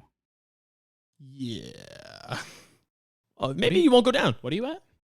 Oh, you're going to go down. You already took damage, I'm right? at 7. Oh, 7? tank it. He rolls 1d8 plus nothing. Well, actually, yeah, 1d8 plus nothing. Wait, how did you? Oh, it's a reaction attack. I was like, how did you take 12? I jumped in the way of an attack. 8. Oh, what? Maxed. That's so devastating. But you were slick with it. Even with your deflect 1 on your vest, that's still 7. Seven. Oh. Wow, he had to roll anything other than an 8. Oh, no. So, here's what happens. You get a very impressive attack off. One that actually kind of went unnoticed by everyone, but you are proud of yourself. It went unnoticed by everyone but the dude you're stabbing, who looks over, sees Varda not dealing with you, If you want something done right, do it yourself. Swipes at you. We're gonna introduce another new mechanic here. Oh boy. So, when you go down in combat, some shenanigans occur. I need you to roll a d20. Oh boy. Okay. Easy crit. Add the deflect value from your armor, which should be +1. Okay. I got an 8 total. Okay. Whoa, what? What does Yeah, mean? what's that deep mean? sigh? Yeah, what does deep exhale Oh no, mean? why is he rubbing his eyes? Why? So, the captain gets stabbed by you, says, if you want something done right, do it yourself. Raises his blade and slashes you across the cheek. You go down. You feel like the flesh fully tear on the side of your face. And for at least the next 1d6 days, which I'm going to roll right now, 3, you can't speak. Oh, Oh, Holy God. shit. You have suffered an injury. That's actually really bad for a radio show. Oh my God. Or rather, I should say slurred speech. So any sort of like persuasion or intimidation checks you make, disadvantage. Okay. Ah, that's Okay. still bad. brutal. And she's like, or Jamari's unconscious too then, yeah? Yeah, you're down. Oh my goodness. Okay. Oh my goodness. Oh my goodness. All right. Oh, I just had a thought. Could you use like your 2 action thing on your turn to like roll a hit die and recover and just like get up again? Already used 2 actions. I mean, but like the next round's about to happen soon though, right? Because this is all slow yes, actions. but also down out of initiative order unless someone else heals her. Oh, okay. You know, All same right. way. I have a question. Do I roll anything to try to get up again? Death saves. There's actually no death saves here. Instead, whenever you go down, you suffer an injury. Every injury you have adds a -5 to your next injury roll. If you roll a -6 or worse, you die. Oh. Oh my God. Oh, so you can't go down for like another 3 days. It's impossible for you to die if you go down again. That's Yeah. true. But That's if you true. go down 2 more times, you are in danger. Very interesting mechanic, though. Okay. The injury die that you rolled determined what the kind of injury? severity of the injury and how long it lasts. Oh, so it could have been like 1d4 or something. If you'd rolled a 16 or higher, it only lasts until the end of the day. Oh, okay. It's a flesh wound. If you'd rolled a -5 to a 0, permanent injury. Ooh. Oh It's a no. brutal system. It's a world of storms and war. People die. What? Not my characters. My characters are immortal. They'll never die. So you only got 2 actions. Sorry. That's your turn. Oh my Okay. goodness. We are now I think as Jomari goes down and gets his absolute clock cleaned by this captain, he just thinks to himself, why did I stand up for someone else? Why didn't I just protect myself? excellent questions. So that's the end of the round because Varda removed himself from the initiative order. So we're going to the next round. Who's taking a fast turn? Who's taking a slow turn? Reminder to the people in the group who have strong medicine. A successful medicine check would cost some focus, but you would be able to heal Mari and possibly get him Oh, standing. really? Dang, my Okay. medicine's only +2. I'm curious. On our turn, would we had to move to get to Mari, or would we be close enough to just be able to do it from where we are? Whoever's in melee range, I would say you can do it. Isn't that basically all of us? It's basically all of you. All right. I probably will go use a quick turn this time. Fast turn. All right. Yeah, I'm gonna use a fast turn as well. Fast turn. I'll take a slow turn then if everyone's going fast. All right. Cool. Actually, no, sorry. I'll take a fast turn because I'm on the ground. Should probably get up. Probably. No changing your answers. The captain's taking a slow turn. Oh. Cool. So he's gonna get 3 actions this next round. Yep. Cool. Cool. Cool. So fast turns. You guys determine the order you want to go in. Okay. I do have a high medicine check, which is part of the reason I wanted to go fast turn to hopefully get up Mari. Oh yeah, go for it. If you want to make a medicine check on Jamari, you can. It will cost you 2 focus and 1 of your actions. Well, I actually have a lot of focus to use, so It's based might on as well. willpower. So yeah, I will try to do a medicine check on Jamari, the person who helped save her brightness before. So let's see, that was a 14 plus 4, so 18. Sick. I was setting the DC at 15. So Nice. you, in this moment, are able to give emergency aid. You heal Jamari for your medicine score. So that's 4. Yep, that is 4.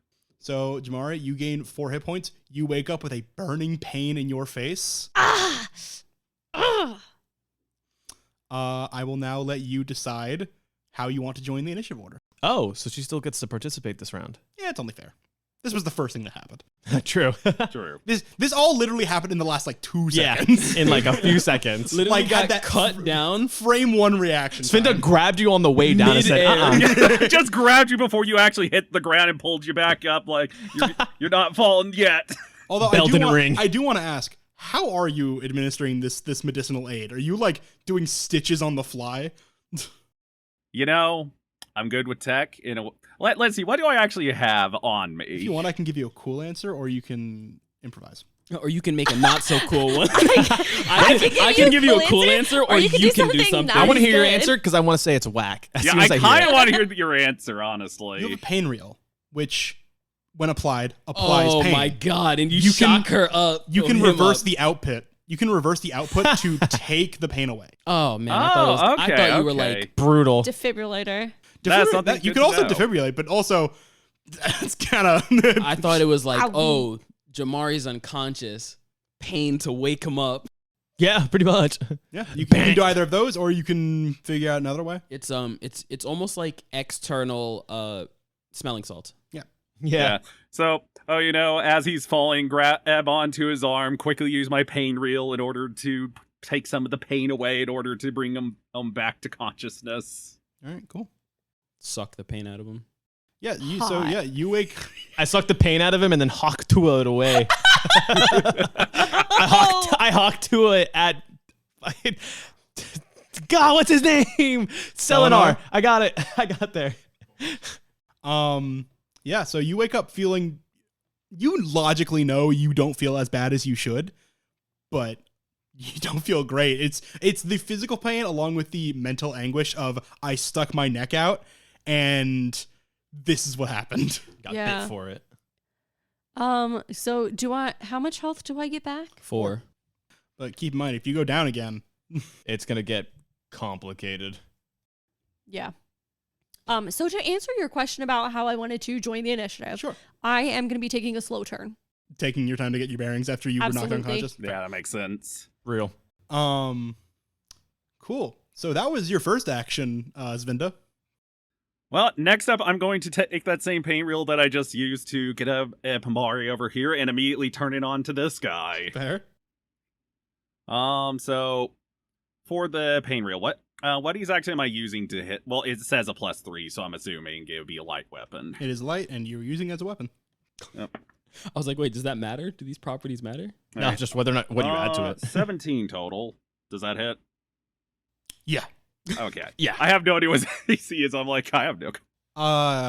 It is at this point that I will point out the pain reel has additional features. I have noticed those. So do with that information what you want. And am I able to do this as like non-lethal with that?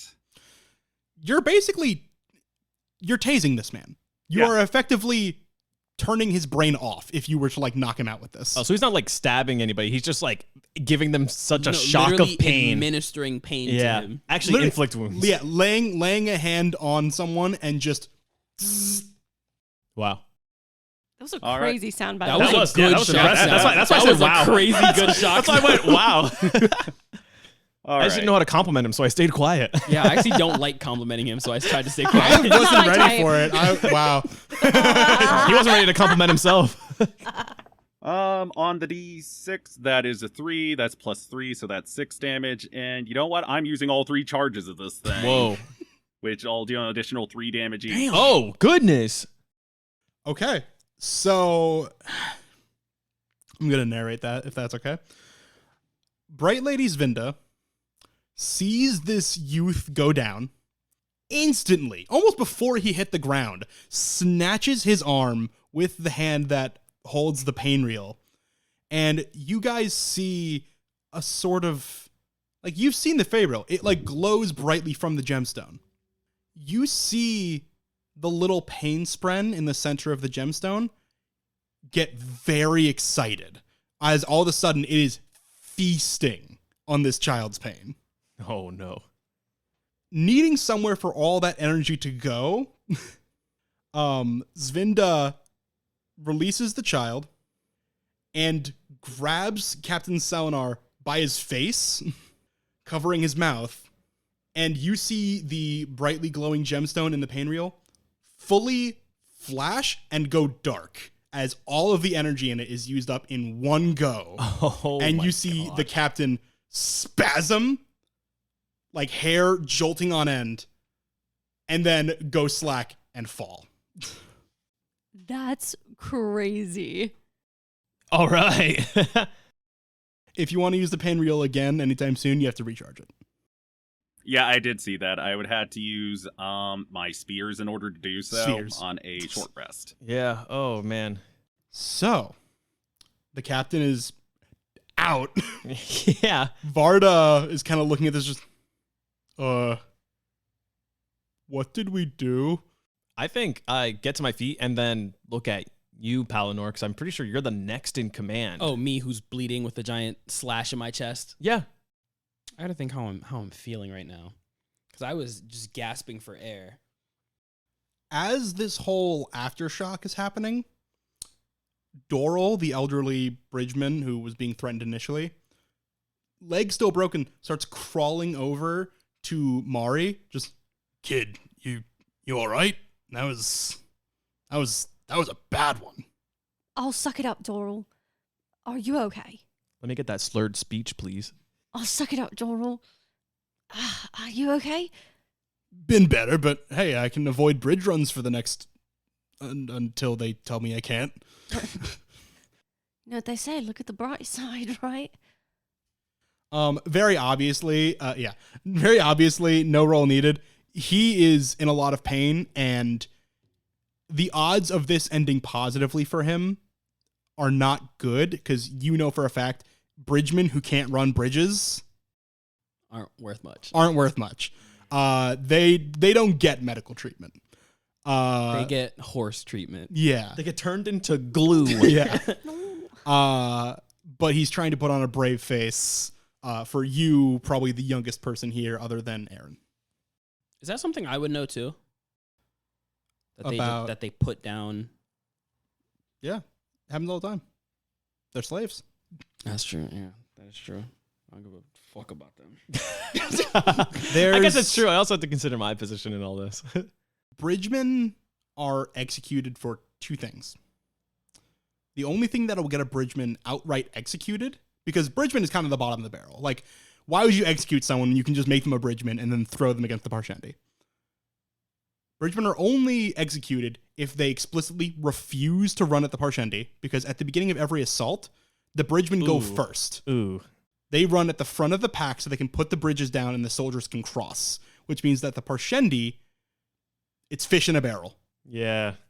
So bridgemen only get executed if they explicitly refuse to run at the Parshendi. But if a bridgeman does something else that is particularly egregious, there's another punishment. And this is something that you don't see happen that often, but it is always a spectacle. They will chain you up and leave you outside for the high storm. Oh my God. Whoa. They're going to get clay all over them. High storms, as you guys may or may not know, are essentially gigantic, like Category 5 hurricanes that sweep through basically on a weekly basis on Roshar. They are known to throw boulders the sizes of homes. Just the wind alone will kill you. Oh, and that doesn't happen just here in this like chasm-filled area. It's just all over the planet. That's the planet. Why do people live here? Why am I here? It's a harsh environment. I don't want to be How do here. you leave the planet? You know what? Good question. I cast the gate spell. So yeah, I change games. That being said, being left out in the high storm is not a death sentence, because if you live, then the Almighty has determined that you are innocent and you are excused for whatever you are being accused of. Whoa. Wow. So, question then. Mm-hmm. This guy with a broken leg, if he doesn't recover, which of the two things does he fall under? They could say that he's refusing to run at the Parshendi because he can't run. Ah. I see. Or this man is particularly well known among the bridgemen because he's been at it for a long time. Some bridgemen see him as like a figure of hope. Mm-hmm. They could make an example out of him. Oh, to not hope. Oh, So yeah, high stakes for Doral. Okay. oh, he better get better. That's crazy. It's almost like we have some people who could help him out. I have antiseptics. I do not His have leg is broken. I don't have casts. Casts, words are hard. Or like If you anything. want, you could scout around for like a spear or something to make a splint. Or I think one of us should try to set his bone right. Just like it's only gonna hurt a lot. Wait, do Oh. we still have the chasm guy to worry about? Chasm Fiend, Yeah. it slightly injured itself with the falling bridge and ran to the west. Okay. And that's not the way we want to go, right? Ellie Mattel speaks up on that. Okay. The violet-eyed noblewoman addresses all of you, the survivors.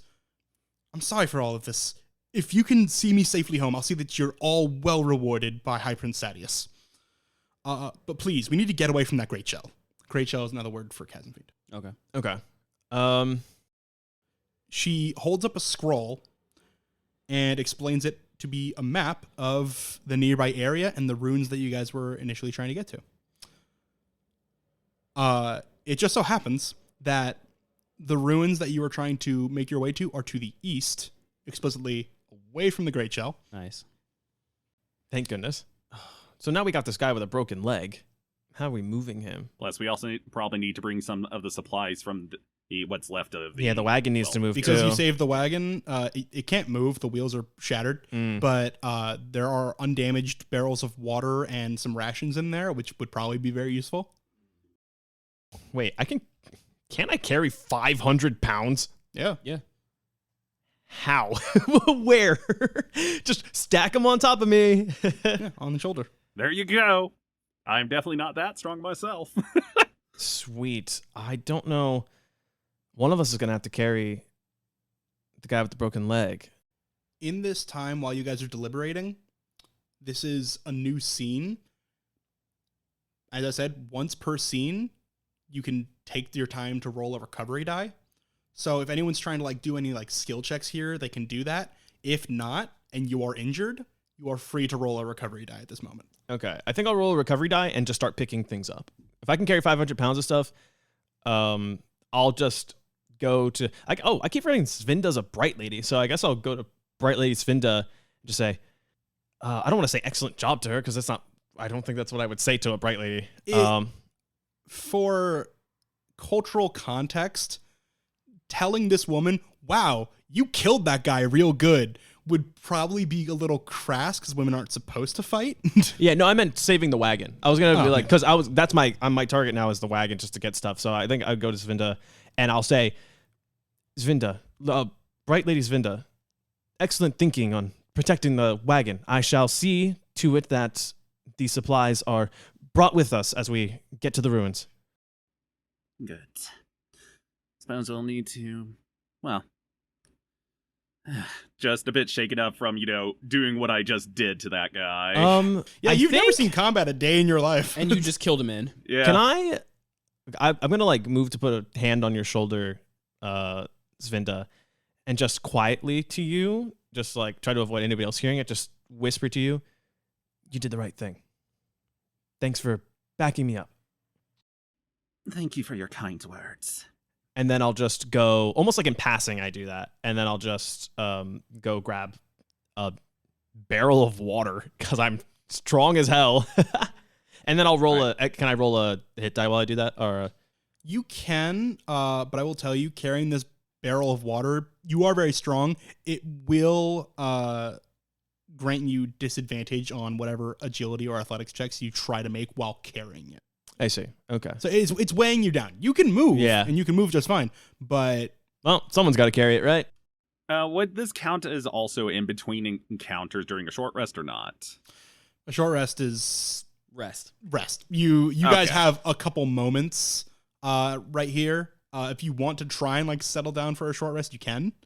The bright lady is Frazzled and wants to move. frazzled and saying we should move before that great shell, who you all know isn't dead, Yeah. Oh, yeah. comes back. And we can't fight that Again, thing. I was just asking if this counted or not. In that case, I probably will go ahead and I guess I should probably recover some hit points since I'm about at half right now.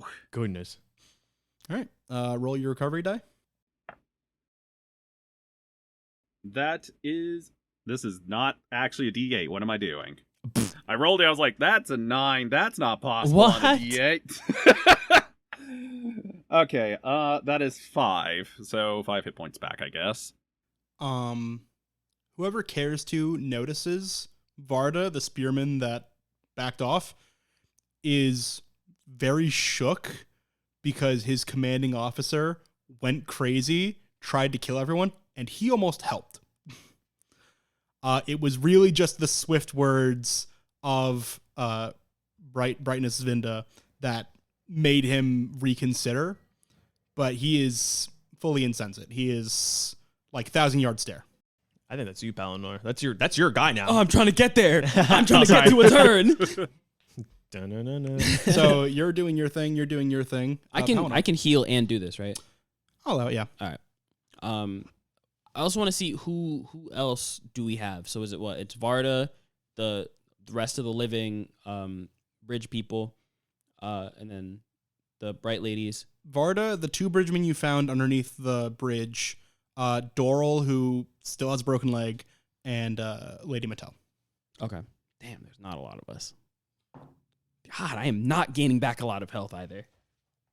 All right, I am going to go up to Varda. I'm going to go up to him. I'm going to put my hand on his shoulder.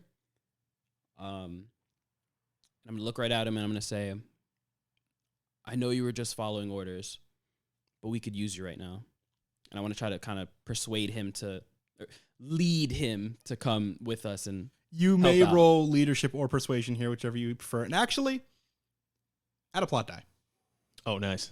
Don't beef this. But it would be remiss of me not to tell you, a complication here could draw undue attention.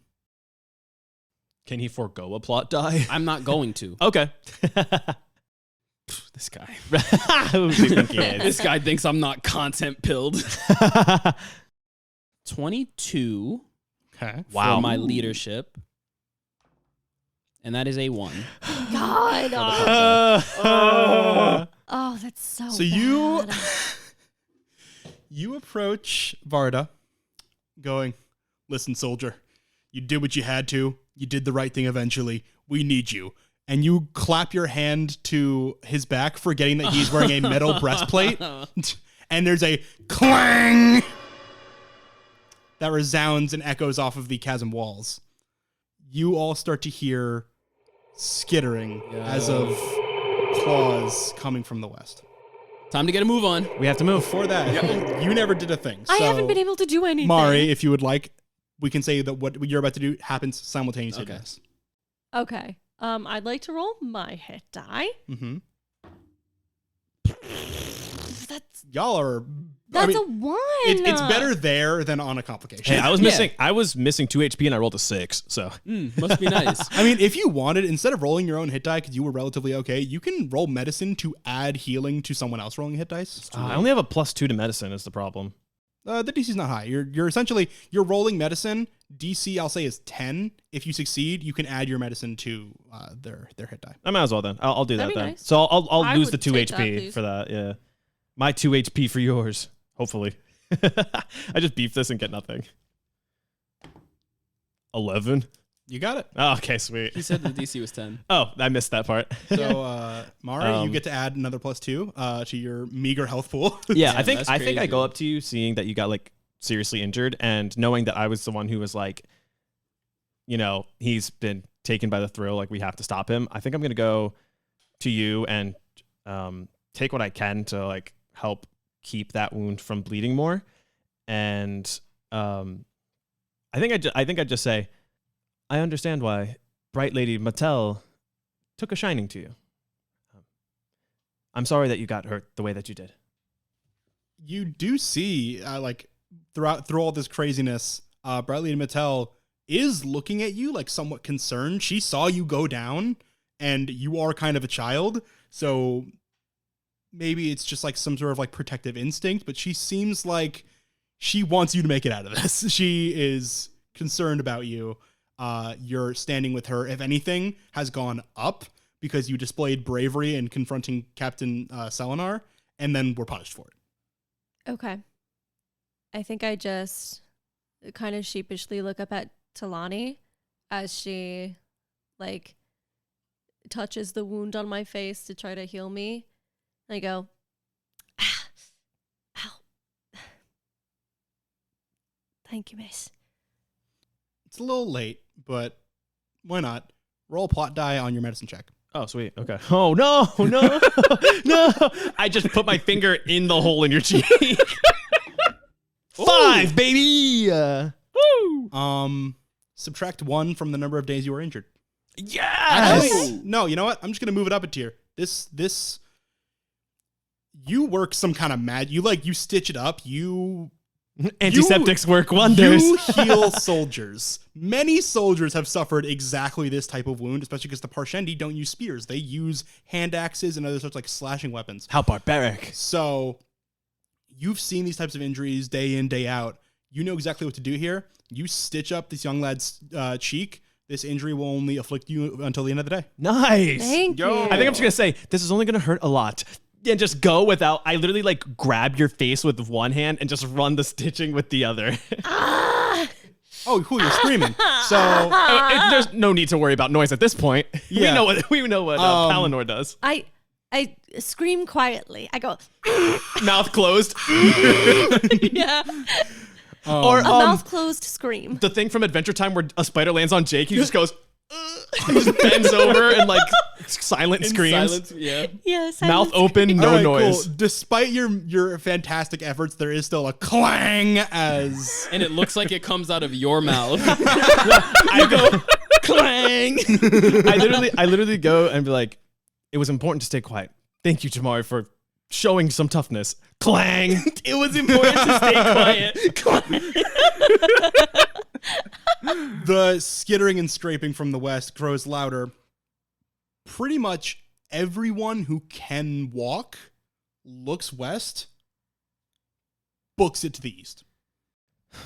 So there's no time for supplies. So I'm just gonna abandon, because I did that. I'm just gonna abandon the getting supplies thing. I don't even. You can still haul this water barrel, but you're now hauling a water barrel while running away from a chasm fiend. Are the rations lighter? Would that pose any sort of Rations thing? are lighter. Okay. So I look to you, Palinor, a little disappointed because you're now the guy in charge. But now we're in a really complicated situation because the guy we just saved is going to be hard to save. And there's an unconscious guy who doesn't, I don't think, deserve to die. Oh no, it's fine. I can't, at this point, I know the guy. It's fine. Oh, okay. So I guess instead of getting supplies, I'll still deal with the disadvantages of like carrying something heavy because I'm gonna pick up, what was his name? Doral. Doral. I almost said How Daryl. dare you take that from me? That's what Are I you was strong going enough to do. pick up Daryl? Doral. Are you strong enough to get Derek? You can pick you can pick up Derek. You can carry Doral. Aaron is around. He says, "Can you please carry me?" I can carry 200 pounds. A man. SMH Grown my man. head. Grown man. A grown man. Yeah. You would okay. have to make an athletics He's a check grown just to man. lift him. You know how built you need to be a bridge worker in your 50s? Yeah, imagine how heavy these freaking bridges are. Do you know how poorly treated he probably is? I'll tell you, How if you malnourished he cut probably his is? broken leg off, he'll weigh a lot less. I mean, I got some acid if you want to use that on the leg. You know what? acid. That's what we should use. Hey, it will melt away the bone and then cauterize the wound. I'm not doing that. I'm just going to pick up Doral. Yeah, I was very much joking with the acid, just so we're aware. I hoped. Since Talani is grabbing Doral, can I grab some of the rations? Sure. They're light enough that no Okay. whatever required. Okay, perfect. That sounds good. Can we have like a mook grab a water barrel? We don't They're have mooks. gone. We don't have mooks. They're We gone. have the clan guy. Varda, yeah, no, he heard the clang first, so he Yeah. booked it. He went bang, thanks. Gone. So I pick up Doral. Derek. I pick up I'm gonna Doral. rename No this names. character. No names are working for me. We got Salami and Derek. We're leaving Salami behind. I'm picking up Doral. And I think I just say, okay, I've got Doral. Let's all just make sure that Bright Lady Mattel and Bright Lady Zvinda are safe and on the move, and I think we have to go. And then I pick up Doral and I start. Did everybody start Okay. running? I want to be in the back. I'm going to send everybody to run in front of me. Okay, so you're gonna like cover the rears in case anyone else lags behind. Yeah. I'll follow Alright. in order. Yeah, I'll Sounds good. stay Okay. ahead of you. But you're carrying Yeah. Doral, so I'm going to have you go too. Yeah, I'll try to stay ahead of you. Yeah. Okay, I will keep that in mind. So here's what we're gonna do. As you round the bend, the chasm turns northeast. The canyon floor here is strewn with rocks and boulders. About 90 feet ahead, the chasm narrows. At its base, it forms a crack just wide enough for a person to pass through. Definitely not wide enough for a chasm fiend. Okay. So, that is pretty much your only out here as you hear the scrambling and scraping grow louder behind you. Hui. We are now going to enter a new scene called an endeavor. Oh boy. This is effectively a group skill check. Okay. All right. All right. So, I'm going to tell you guys flat out. We're going to do multiple rounds of this. If you guys get a cumulative 6 successes, you're out. Okay. If you get a cumulative 4 failures, Well, things get complicated. yeah. So you have some options as to what to do here. You've already kind of determined what you need. You're going to carry someone else. So for that, I would like a DC 15 athletics check. Okay. I'll start with that then. I only got an 11. Oh. If you'd like, you can roll a plot die. On a 2, you would succeed, but you would also have a complication. I'm going to give you the option. Also, you guys can ask for a plot die whenever you want. It's not just me distributing them. You guys can make a case for why you should get one. Wait, no. You're giving me a 50-50 shot here, because what happens if I get an opportunity, right? I would like to succeed if I get an opportunity. No, that's even better. Yeah, so I'll take the 50-50 and take the plot die. Because 2, 5, or 6, something great Yeah. happes. Yeah. I believe. 2! I'll take the You complication. add 4 to your roll. You Um, succeed the check. You got a case for your complication? Yeah, Doral's leg falls off. No, I'm kidding. Sorry, I gotta lighten the load. No. Can I say that? Oh, my antiseptic is 5 doses, but this is like an item. I don't get this back, right? I've run out of charges. Consumables. Can I say that? I don't want to keep losing stuff. What could I? If you don't have an idea, I can give a recommendation. I'll take a recommendation if I don't have to take it immediately. You are lagging behind, so you would be getting in the way of the person behind you to roll with disadvantage. Well, so you'd have to roll with disadvantage. I don't want that for you. Well, okay, wait. So this is a group check. Does this count as part of the group check? Yep. Okay. So that's why the success was very important here. Yeah. I will also say, not all of the checks have the same DC. You picked a hard one by carrying a whole person. Okay. And it's 3 out of 4 or 2 out of 4? Because there's only 4 of us rolling.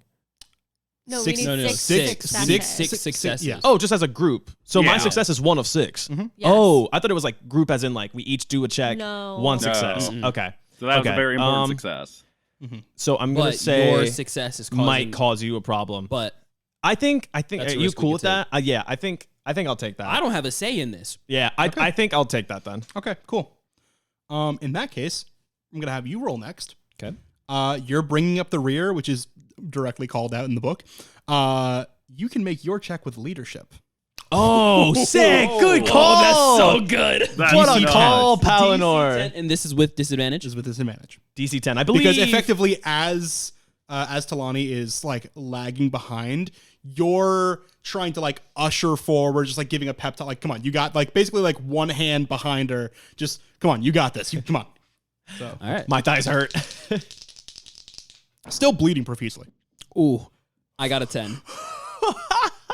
Total. 10 total. I got a 5. I have a +5 to leadership. Whoa. I got a 10 total. Okay, man. yeah. You are okay. That's 2 successes. Boy, how You're like pepping me up. I got one more in me. I got one more in me. As I'm like carrying this guy. Last 2. What do you guys? Or last 2 for this round of things. So what are you guys doing? just booking it. Yeah. All right, booking it. Give me. Both of you are just booking it. How close is the? You were saying the food wasn't very heavy. We're gone. Yeah, I think Okay. we're You gonna can roll go tail. back for it if you want. Okay, but we're no, kind of no, I'll past just that book it. stage. I'll No, just book I it. won't allow it. Okay. Turn around. So yeah, you're just fleeing flat out. Yeah. Okay. And you as well, Mari. Yes. Cool. Both of you give me an agility check, DC 10. Sure. 21. Damn. That's gonna be a 23 for agility. Sick. Again, had to pick up the die to see the number. You know I had to what? make sure. Both of you more than doubled the DC. Oh. Oh, wow. I'm going to say each of those counts for 2 successes. Oh, Does nice. that mean we're at Then 6? That gets you to 6. We're So Here's done. what happens. You guys did a very good job, not a single failure. So as you guys are doing some remarkable teamwork, which is kind of crazy, you are booking it down this 90-foot stretch towards this glimmer of hope in the chasm wall. Rounding the bend, you see the chasm fiend. You can make out it's still bleeding from some of its back legs from the bridge crashing on top of it, but that's really just made it more pissed than anything else. It is charging at you full tilt. But due to your teamwork and pretty sick rolling, you guys stay just ahead of it, and each of you, leaving no one behind except for Selenar. Yeah, the thing didn't stop for Selenar at all. It'll go back. Oh, okay. Get to the little crack. The chasm fiend lunges forward, slamming its claws into the stone behind you. You hear another roar, like 4 trumpets blasting at once, which is what it sounds like. And the sound shakes pebbles loose from the chasm walls. The beast is nearly upon you, but you're out. You've successfully gotten to safety Ooh, yeah. for now. Yeah, for now. All right, everyone, let's keep moving. You can see, like, as you move forward, it like tries to like push its head into the gap, but it can't work it, and it can't squeeze through, and it's too injured to like climb over. You see it turn around, leave, probably to go eat Selenar. Charging through this little cleft in the chasm, it widens very shortly after it narrows like that. And you guys come out into a new section of the chasms, not too dissimilar from the one that you've left, but without the threat of a chasm fiend. Sweet. And we're going in the right direction, right? Towards the ruins? Yes. Okay, cool. Mhm. Ellie and Mattel, very shaken, but widely unharmed, is checking her map and just, I think we're going the right way. I think this is fine. And thank all of you so much for everything that just happened. This will be remembered when we get out of here. So, you guys are still in the chasm. There's still no chance of like climbing out, but you guys do spy a cave in the chasm wall about 10 feet up, and the sun is starting to go down. You like, it's even down here where things are always kind of like weird and gloomy. It's getting dark. So it looks like we should make our way to the cave. Yeah. Like, If you guys want, or you could travel through the night. I don't think that's a good idea. No, Considering yeah. there's giant, like, bug monsters. Yeah. I'm good. yeah, I think we set up. We head over to the cave and start to set up. Yeah. Yeah. Personally, I prefer Okay. not to travel through the night. Agreed. Okay. So we're settling in for a long rest. There are some things that have to get taken care of. Luckily, you guys grabbed rations. And I'm going to say you grabbed enough for one night for everybody without taking on too much burden. So you are covered on that. You still need water because you are unable to get any of the barrels of water out. There's water in this picture. You can try and forage water from around you. Do you know what happens when you drink still water at the bottom of a chasm? You get sick. I get healthy. How- I become awesome. We just gotta boil the crap out of it, and it'll be fine. That's true. You could do that. We don't. You Wait, would have to build a fire for that. do we have our True. stuff on us, or would the stuff in our packs be? Everything on your person is on you. Okay. So, is there anything we can do to actually solve the water problem without? Yeah, you can try and collect water from the pools and just drink it straight. You can try what Zvinda said and like boil it first, in which case you'd have to build a fire first. Or if you want to try something else, you can make a survival check. Oh man, the way you say make a fire sounds like there's some inherent risks to building a fire. I feel like there always is. What could be the risks of making a fire and it like deep into enemy territory while there are like dangerous fauna around? Yeah. Oh yeah, I guess we are in enemy territory, right? These like the listeners or the Parshendi. Parshendi will just attack us if on site. Yeah, also, we wouldn't be able to make it deeper into the cave because that would then just get rid of all of our oxygen, kill us all. I don't Oh, think thanks. it's a closed off cave. True. Oh man. Everyone else can feel free to like chime in here as well. It Oh doesn't no, have I'm to just I'm be- thinking I like don't have. I'm trying to see what I have. I think the only option for water, because I feel like there's consequences for not having water, is to forge and boil it. Okay. Yeah, I Um, agree. Anybody have any fire? Like flint and steel. No, sprites, whatever they're called. Oh, flame sprint. No, Yeah. Flames, Anybody have any flame sprints? Afraid Mm-mm. not. above your pay grade. Even for my bright lady? To bring with her on this expedition, yeah, she probably has one at home. Ah, brutal. No, I don't have anything. I don't have a. I mean, I could try to make a survival check anyway. My lady will not go without water. Yeah, I think I'll try to build the fire if someone else wants to go get water or something. All right, you're gonna build fire. Is anyone else gonna try and get water? Sure, I'll go and grab water. All right. There's like stagnant pools of storm water, just like in puddles on the ground that you can collect. Is there no running water? You can try and make a survival check to see if you can find any other sources of water around. Sure, I'll try that. And anyone else can also try and make this check. I would also All like right. to do that. Yeah. 12. I like You can add an opportunity to this. Well, I don't think it's a failure.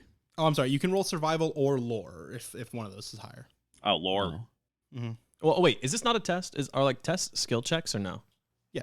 Okay. So you can add an opportunity to this if you wanted to. Well, I thought it was on a failure. It's only on a failure. Oh, so you haven't failed yet. Okay. With lore, that is a 16. So, both of you would know Zvinda from an academic sense and Palinor from a you've been on the Shattered Plains a while fighting sense. You know how the local flora works in that all these vines and these frill blooms, just due to how Rosharan ecology works, when you approach one of these and startle it, the vines will retract into a rock bud, which is essentially like the bud of a flower, but it is huge, made of rock, and acts as a protective shell for the vegetation. You know for a fact that inside these rock buds, there are large caches of clean water that the flora has collected to nourish itself, held in something similar to a water skin. Whoa. And with that information, I'm before I start taking multiple turns, does anybody else want to do anything? Nah, I'm gonna hold off on the fire if you guys find clean water, then maybe is there any consequence for not having fire, or is it just food and water that we're worried about?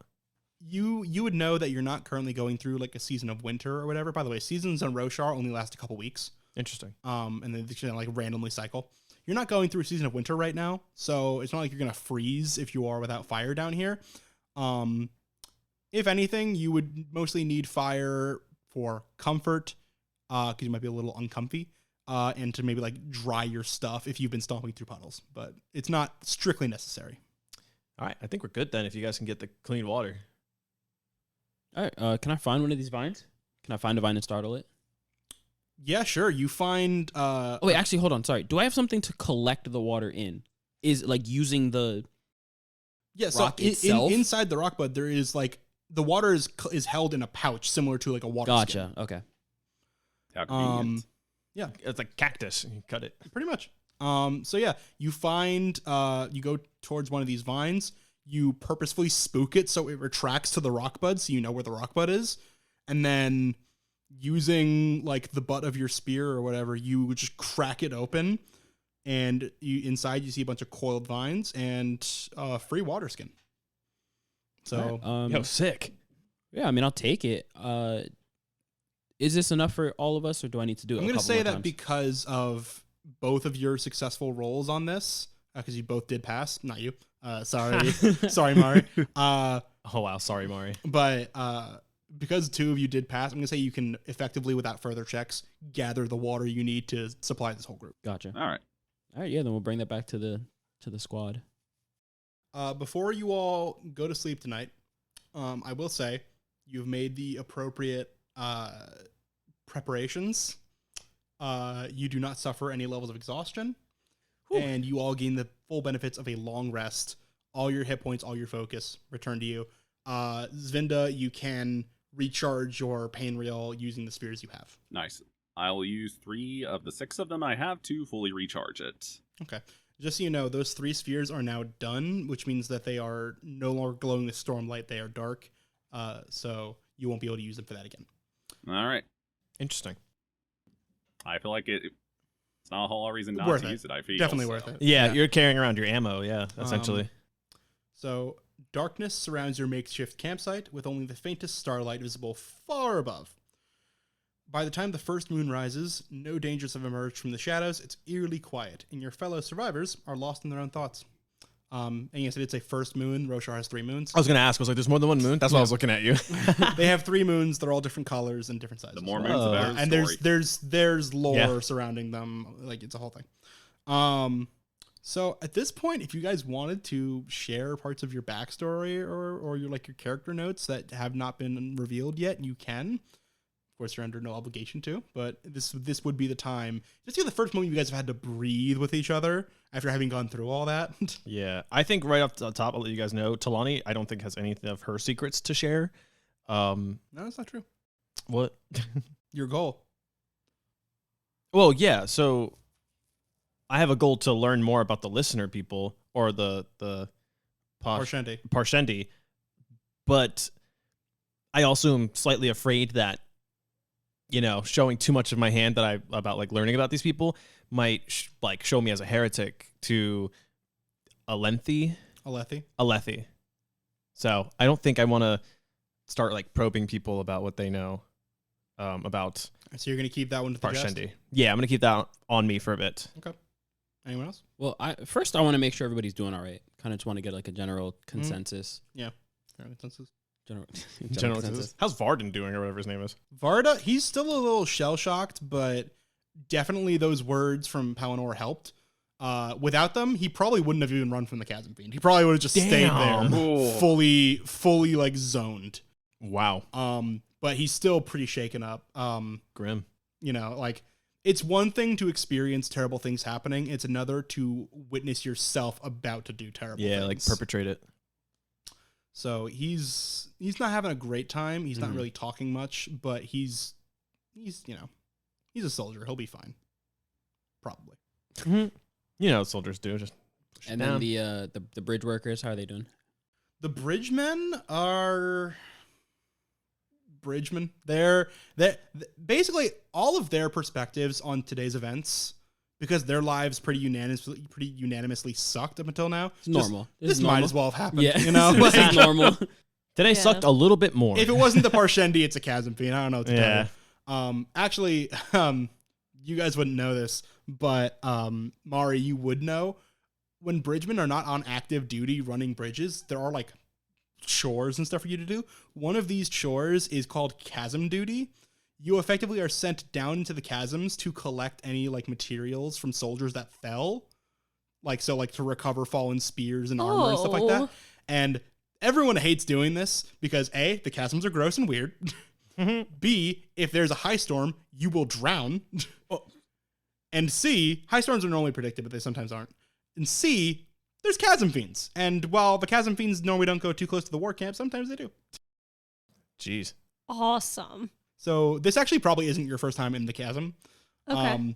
But you're, saying you're comfortable here would be a stretch. It's more like, this is just another day. Yeah. Yeah, I'm used to it. Not Yeah. that I'm comfortable with it. Mm-hmm. So in answer to your question, Palinor, everyone's kind of fine. All right. Did I call you Palinor? Yeah. Oh, that's your name. Okay. That- Yeah, I was like, yes. I thought it was Palinor for a second. No. No, I'm thinking of Selenar, I think I've been saying Palinor. Palinor. Palinor. like Paladin. Pal Yeah, World. he's our pal. Yeah, he's our pal, Palinor. Yeah, exactly. So you're pal. just checking on the general well-being of everyone. Right? Yeah, I want to make sure that everybody's doing all right. If it's socially acceptable, I will check on the bright ladies. It will never be bad for you to ensure the safety of the people under your care. Depending on how friendly you get with them, it might be a stretch, but definitely checking in to make sure that they're okay is fine. No, respectably. Cool. So you approach Bright Lady Mattel and Zvinda, who are kind of huddled together. They kind of like made a partition with like basically all the fabric and material that they had to like separate themselves from the menfolk. That's fair. and the ardent. And Yeah. Yeah. Oh, I guess I would go up to the Ardent first because you're kind of like the mediator, I guess, right? Yeah, I guess so. either one. I would ask you. It'd be like, hey, how are you doing to start? Well, I think I am doing better than I thought I was. Getting chased by the chasm fiend was, or just getting attacked in general was not something I was expecting today, but after the fight with Captain Selenar, I got away mostly unharmed, so I'm doing all right. I think I gestured to Doral because I probably set him down somewhere. I'm just like, I don't know what to do for this guy anymore. It's hard to express opinions on certain things, but I think what happened to Doral today was unfortunate. I don't think... I want him to get better, maybe not just because we need him to work. I just don't think what happened to him was deserved, so to say. But I'm all right, and thank you for asking. Could you do me a favor and check on the bright ladies and make sure everything's okay with them? Sure. Thank you. Yep, I'll let you know. So I presume you're just like going around, and while she gets permission, you're kind of like checking on everyone else. Yeah. As you go around, checking on everyone else, kind of in camp, roll perception for me. 16.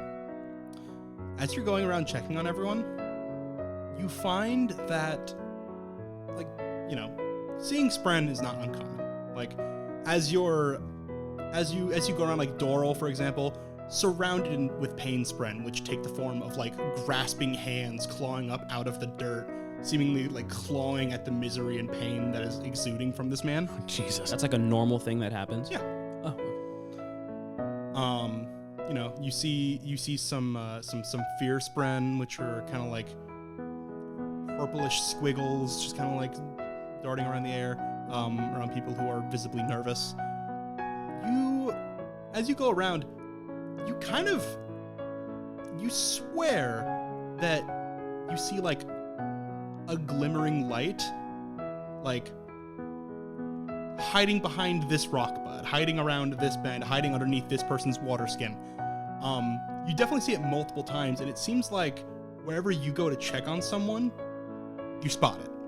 Oh. The hope Spren. Determination. You're passing out the aspirin. Oh, I'm gonna roll damage for that one. Die.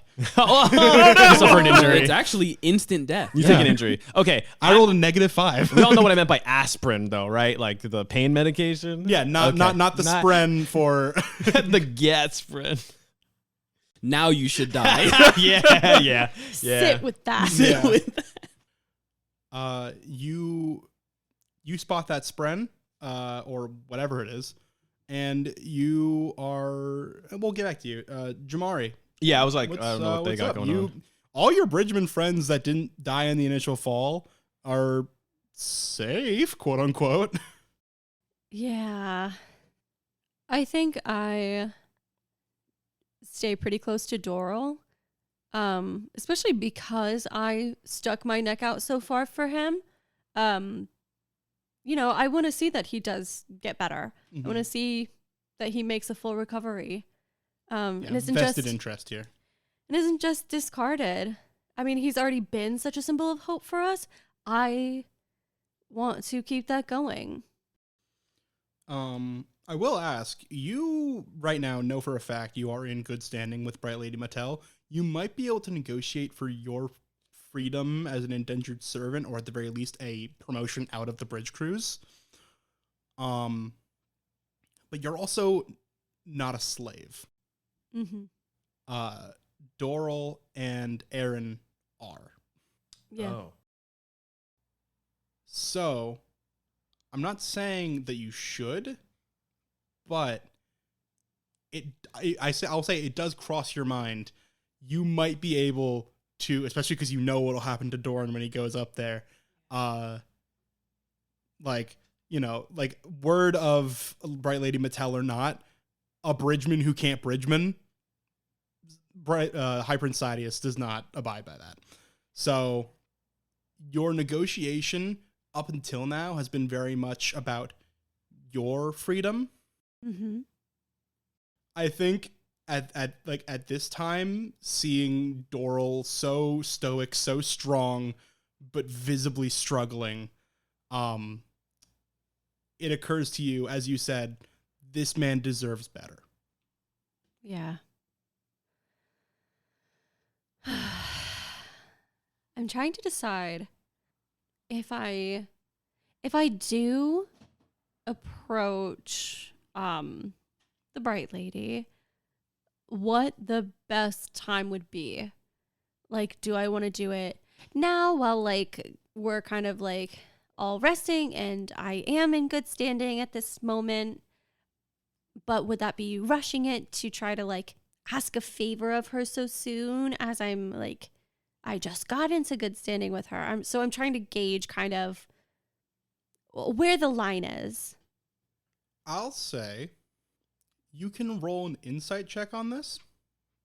And because of the significance that this has for you, add a plot die. Beautiful. Already had it in my hand. I'll roll the d20 first. Insight is +3. So 22. Damn. Yeah. And Wow. Plot die Want something good. is a 3. Okay. You can re-roll that. You could re-roll I it. can Use opportunity to reroll reroll it. that. You remember what happened when you rolled it last time, Yeah, though? exactly. I Which means do- that this I'm time due. you're Oh, it's you're due. It's You're due. Oh, I'm You're due. due. The beans are due. You're due. I'm already More re-rolling rolls for the podcast, yeah? Roll out the ones. Come on, roll out the one. It's still a 3. Hey. The situation does not get any better or worse. Good. All I'm gonna say is complication. Nothing. The next one's an opportunity. Oh, you're Oh, so yeah. real. You're right. You're scaling. You're scaling. Do. It's levels to this. I'm going to do a fun home rule here because I think this is funny. Okay, the double. You have determination right now. You Yeah. You just failed a plot roll. I'll let you roll again. I gave you determination when I fixed your You're face. feeling determined. Is it No. advantage or is it roll again? Advantage. Okay. Okay. In that case. Oh, instead of giving an opportunity outright. Okay. In that case, I will take it. It's a 4. Climbing. I tried. Climbing. We're climbing. I tried. We're climbing. The numbers are getting bigger. You know what they say, 4 times the charm. Yeah, it's the next Hey, one. you know what they say? 4 is a party. Oh, shit! Roll credits. We're done. See you in a couple weeks. End of our entire show. What? It's been a great podcast. Hey, wait a second.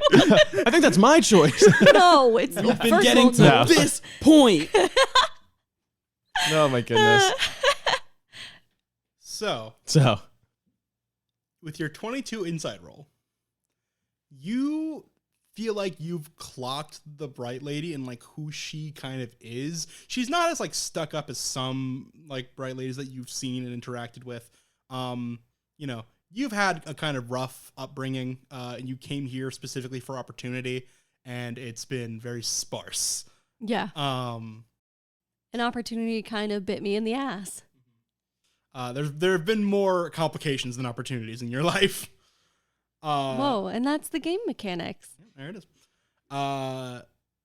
You know that you right now could argue with Lady Mattel to straight up forgive your debt and grant you your freedom. The other bridgemen have kind of just been along for the ride, and you feel like you currently don't have the sway to guarantee their freedom. Okay. With that high of a roll, would I know it would be possible to get myself there to be able to like Plenty of barter? opportunities in the future, you know? You, at this moment, you have room to go up, and you are confident that, you know, you still haven't seen these ruins. You still have to make your way back to the war camps. And, you know, a good way to get back to these war camps might be using a bridge. So there might be opportunities in the future that would help you make the bridgeman's case for them. But you also have a decent ways to fall in the lady's estimations. So risk, reward, but you know that there is a chance. Okay. I think once I see an opportunity, I will go and try to talk to Bright Lady Mattel tonight. Okay. Before that, Talani, Yo. you were sent to go address the two Bright Ladies. So Okay. Zvinda, whatever you're doing, she's going to be present for. So you go to address them. Zvinda, are you in the middle of a conversation with Bright Lady Mattel, or are you guys kind of just like, or are you in the middle of like recharging your pain reel, or just generally decompressing from the day? Partially decompressing, partially, you know, recharging. Yeah, you see Ardent, Ardent. Ardent Talani approaching you. Oh, and they're like separated in like their own little. Yeah, they're like slightly partitioned off. Like it's Okay. not private. Like it's, No. it's not accommodations that would suit any Bright Lady ever. No. But country girls make do. Thank you for stealing my line from earlier. You didn't say that earlier I didn't today. hear you what? say Yes, I that. did. I said it to I didn't hear you- him I didn't hear you when say we that. were Me alone. cooking. I didn't hear you say Oh, that. So, okay. Yeah, I was cutting the chicken and the knife was so dull. And he was like, do you want to use this one? And I was like, nah, it's fine. Country girls make do. Do you want to use the knife sharpener? It was already cutting the chicken. Clean I it. wasn't gonna... Clean it. Sharpen. Swing. Moving on. Anyways. Moving on. Anyways, my scene. Hey God. So I think if I'm approaching, I think I don't, whatever partition exists, I'm imagining it's almost like a small curtain has gone up that you can go around at like the back wall of the cave or something. Not even a curtain. It's like they found like some string and have hung like 3 coats. Like, It's not very. I see. It's rough in these streets. It looks like a clothesline, essentially. Yeah. I think I still stop behind the clothesline that I can clearly see through to be polite. And I address both the Bright Ladies and I go, Bright Lady Elia, Bright Lady Zvinda, may I enter? I have no problem with it. Yeah. Yes, of course, Talani. Thank you. And then I enter, and then you can still see my legs from behind the curtain. Like I'm just there. And I think okay. So I go in and I address you both, and I'm just like, Squad Leader Palinor, as well as I, are curious to see how you are doing, both of you, in regards to the events that transpired today. Well, I can't say it's been the way I expected this expedition to go. Such grievous losses. Losing Captain Selinar, he had his problems, but he was good at his job. I would say the only scars I bear from today are not those that can be healed with a needle and thread. But otherwise, I would say you all have done by far your own part and more in easing all of this. And I wish you to know, and also Sergeant Palinor, I appreciate all that you're doing, and I desperately hope that we get out of here, if for no other reason than these efforts deserve something. So I look at Zvinda. I'll just, Yeah. I agree. Lady Zvinda, are you doing okay? Well, I was hoping to learn more about Fabriel's to some extent throughout this, and I've ended up causing the death of someone. So, Lady Zvinda, I wouldn't have put that upon yourself. I mean, if we think about what transpired, and what I'm doing is basically trying to shift the blame off of either Bright Lady, because I asked the Bright Lady permission to stop Selenar, and then of course Zvinda participated in stopping him. So I say, after Selenar was knocked unconscious, there was an opportunity for me, instead of grabbing Doral, to grab Selenar. And I believe when it comes down to who might be most responsible for the captain's death, that I made a choice that I think ultimately cost him his life. And I do recognize that I chose... Doral's branded, right? Yeah. I do recognize that I chose a branded slave over Captain Selenar's life. So, part of me regrets what I did, but at the moment that everything was going on, I decided that I had already made my decision to stop Doral from losing his life, and I followed through by deciding whether or not it was Captain Selenar or the chasm fiend. So, I don't think you have to put that on yourself, Zvinda. Oh, Bright Lady Zvinda. it's alright. Thank you for your words. Also, how are you doing after all that yourself? I'm doing all right. I believe the Almighty works in strange ways. And while I'm here, I would like to offer a prayer if you are willing to join me. I offer to both Bright Ladies. You both feel a hand on your shoulders. Specifically, Talani, for you, it is Lady Mattel's left hand, which, context here, Vorans are weird about hands. The left hand is the safe hand. Bright Ladies have dresses where the sleeves go down way past their fingers. Oh. Because seeing a woman's safe hand is effectively the same as flashing them. Whoa. It's a weird thing. Hey, baby, show me that safe hand. Oh my God! Wait a second. These Let me see people. them fingers. These people are the girls with the long sweaters that they use the sleeve to cover their mouth. No. They are safely Listen. protected from Yoshikage Kira. That's insane. Yeah, you'll see young Alethi boys bragging to each other Sarah, a couple doors down, I saw some fingers. That's so gross. Yo, I got them digits. Yeah. Let's just say I got her digits, you know what I mean? Check it out. Oh my goodness. But what that means is using her left hand specifically to address you, Talani, it's an intimate gesture.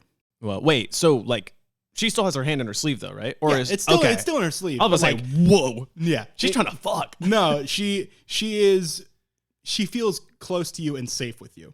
Okay. And that's what this gesture is meant to exude. Okay. Oh.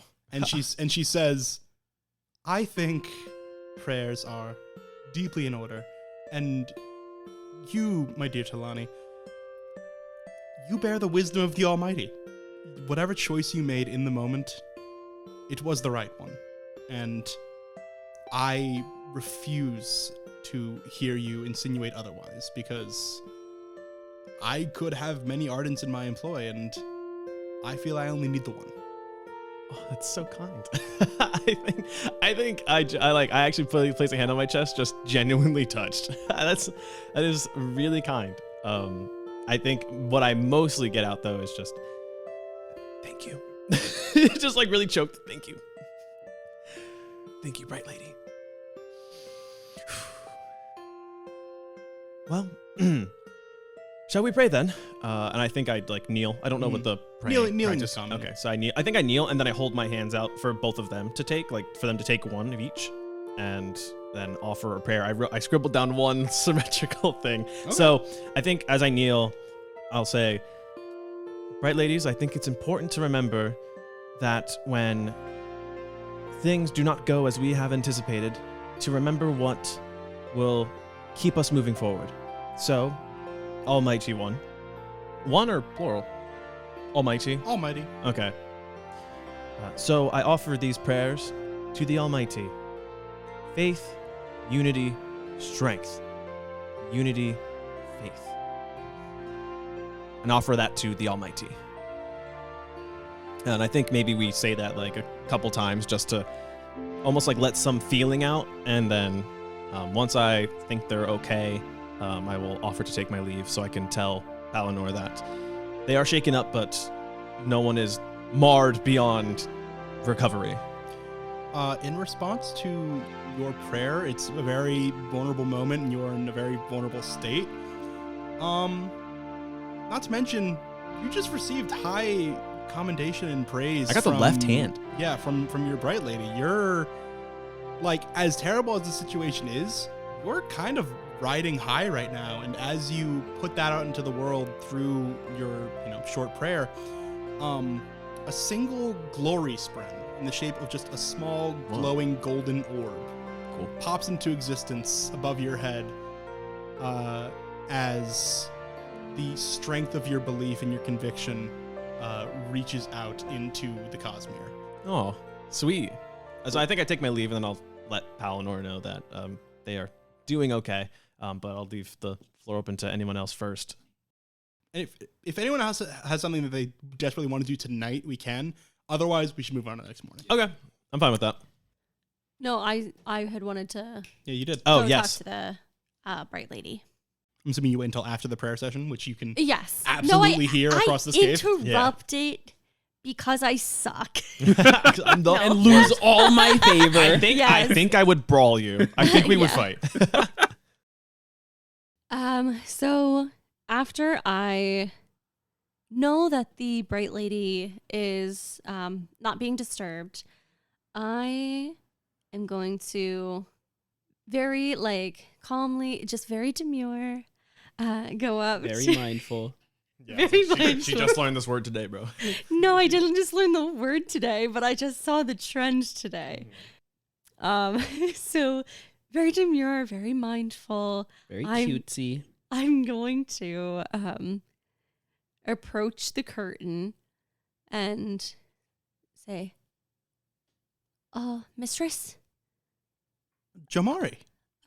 Yes, if you don't mind, might I have a word? Sure. I can't guarantee that much privacy, but That's quite all right. Yeah, isn't Zvinda also there? Zvinda's there. Yeah. Yeah, I can't promise much privacy. Okay. Zvinda right next to you. I suppose I'll just go to this corner for a moment. No.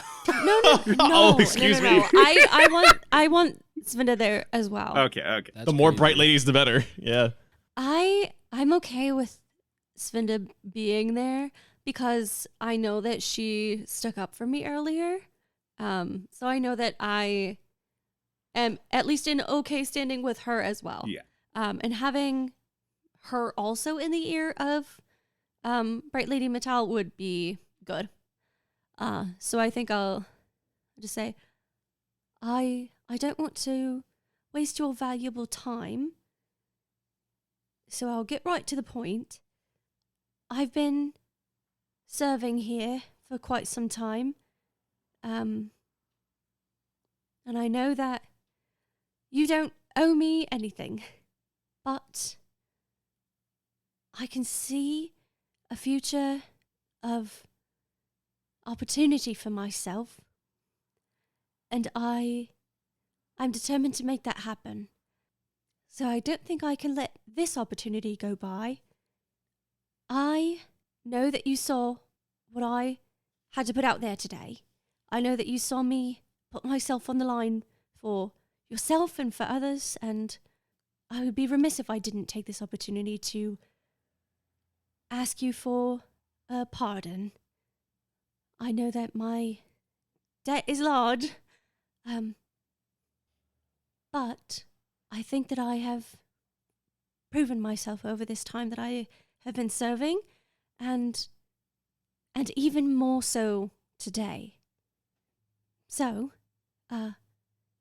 with your blessing, I would like to be free of my debt and to carry on this mission that we're on currently, and then see what I have to offer the world. She considers your words. You can tell how well she regards you in this moment, in the fact that she's even deemed to hear you out here. She thinks about it. She looks at you.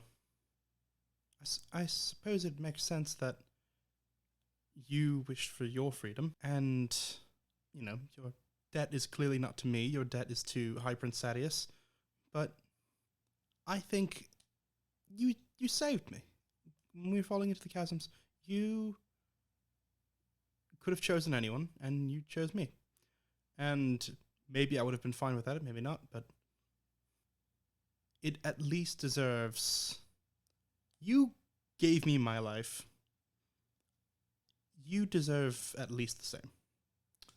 So I will promise you this. Barring any extremely unfortunate circumstance involving the two of us, when we leave these chasms, I will buy your debt from High Prince Sadius. And if you wish to stay under my employ, I'd be happy to have you. Otherwise, you'd be a free man. Mistress, that is more than kind.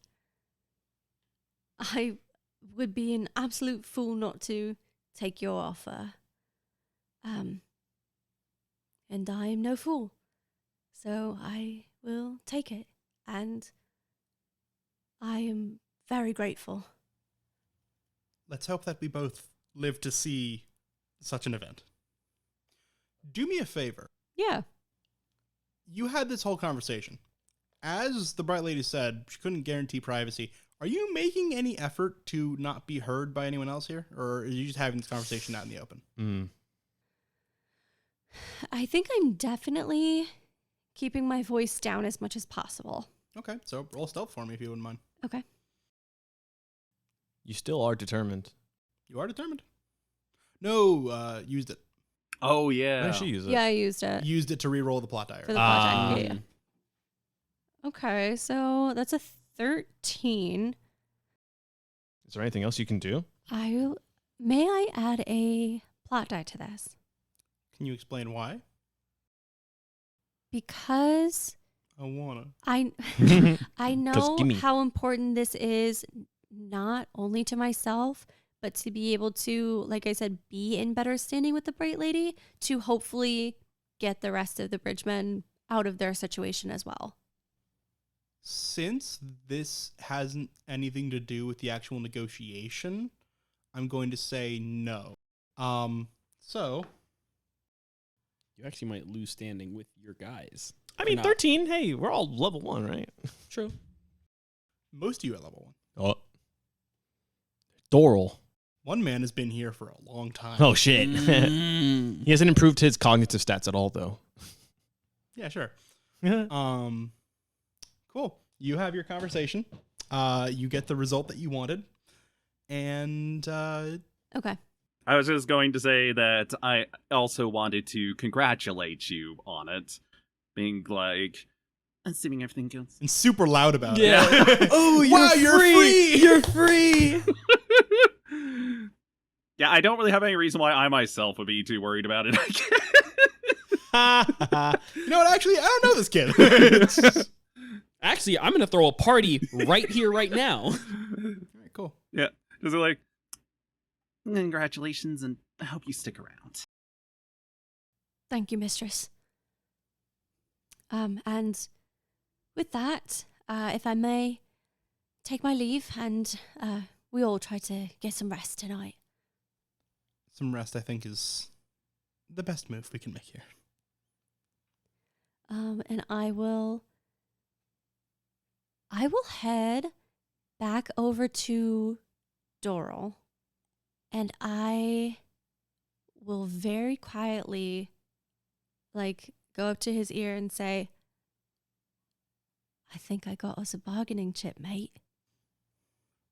Doral has kind of settled in for the night, so he's kind of like lying on his side, back facing you. When you whisper, I think I got us a bargaining chip, mate. You know, you see his breathing doesn't change. He isn't like visibly conscious. A slight nod, as though this man knows how to pretend to be asleep. And I'm going to say you can roll an insight to try and determine what all that means, or you can just let it slide. You know I have to go for that insight. Yeah. It's a 6. He might be asleep. Awesome. Maybe you're reading too deep into it, who knows? Cool. With all that, night passes. Everyone receives a long rest. Next day begins.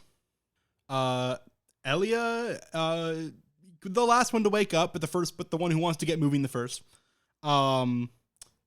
She opens her map. It's hand drawn and focuses on the plateaus closest to the expedition site. Mm-hmm.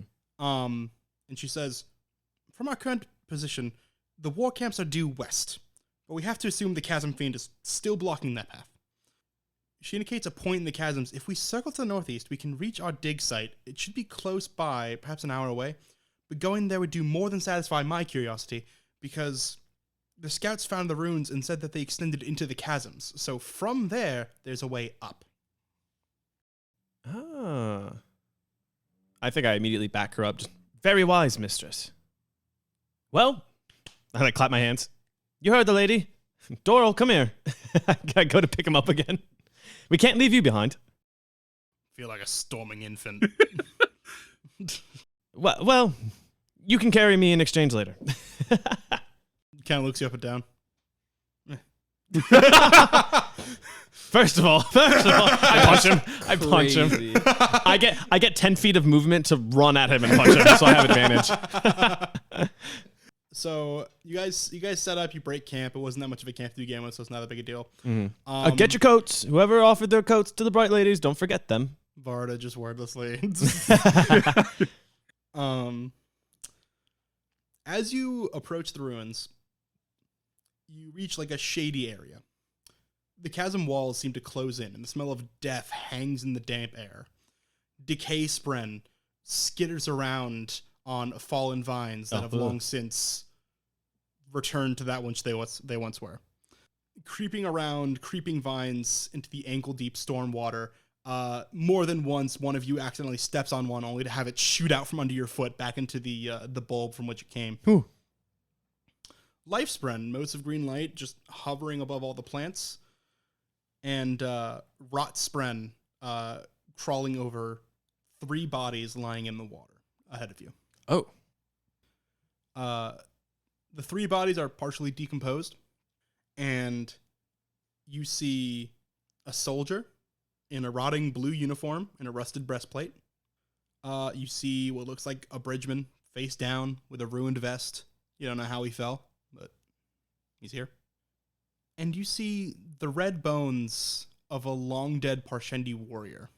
The flesh has mostly rotted away, but the thick carapace plates that make up the Parshendi's natural grown armor are still relatively intact. Do any of you wish to examine further?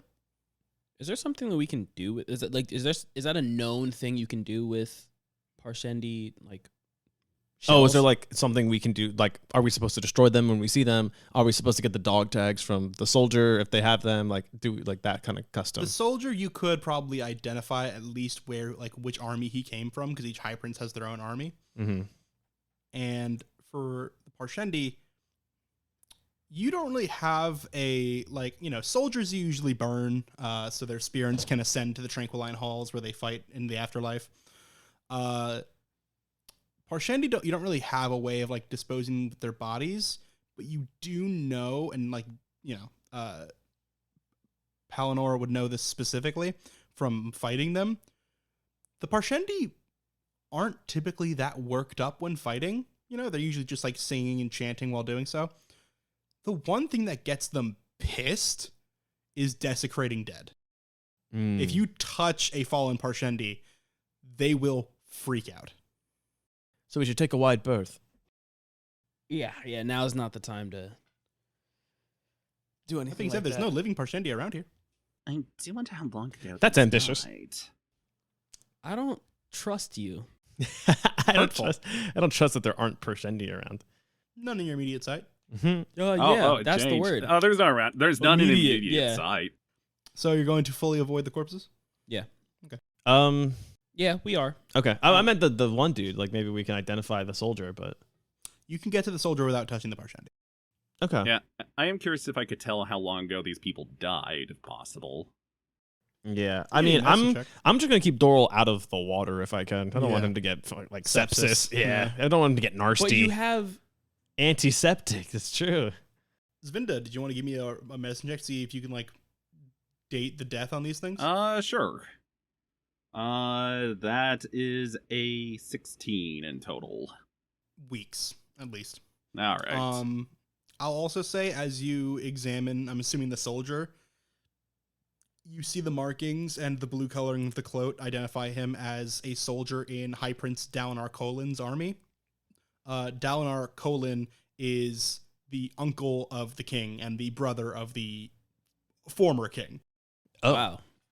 And that's all you get off that. Also, while identifying the body, you do find a belt pouch containing 20 diamond marks and 1 sapphire brome.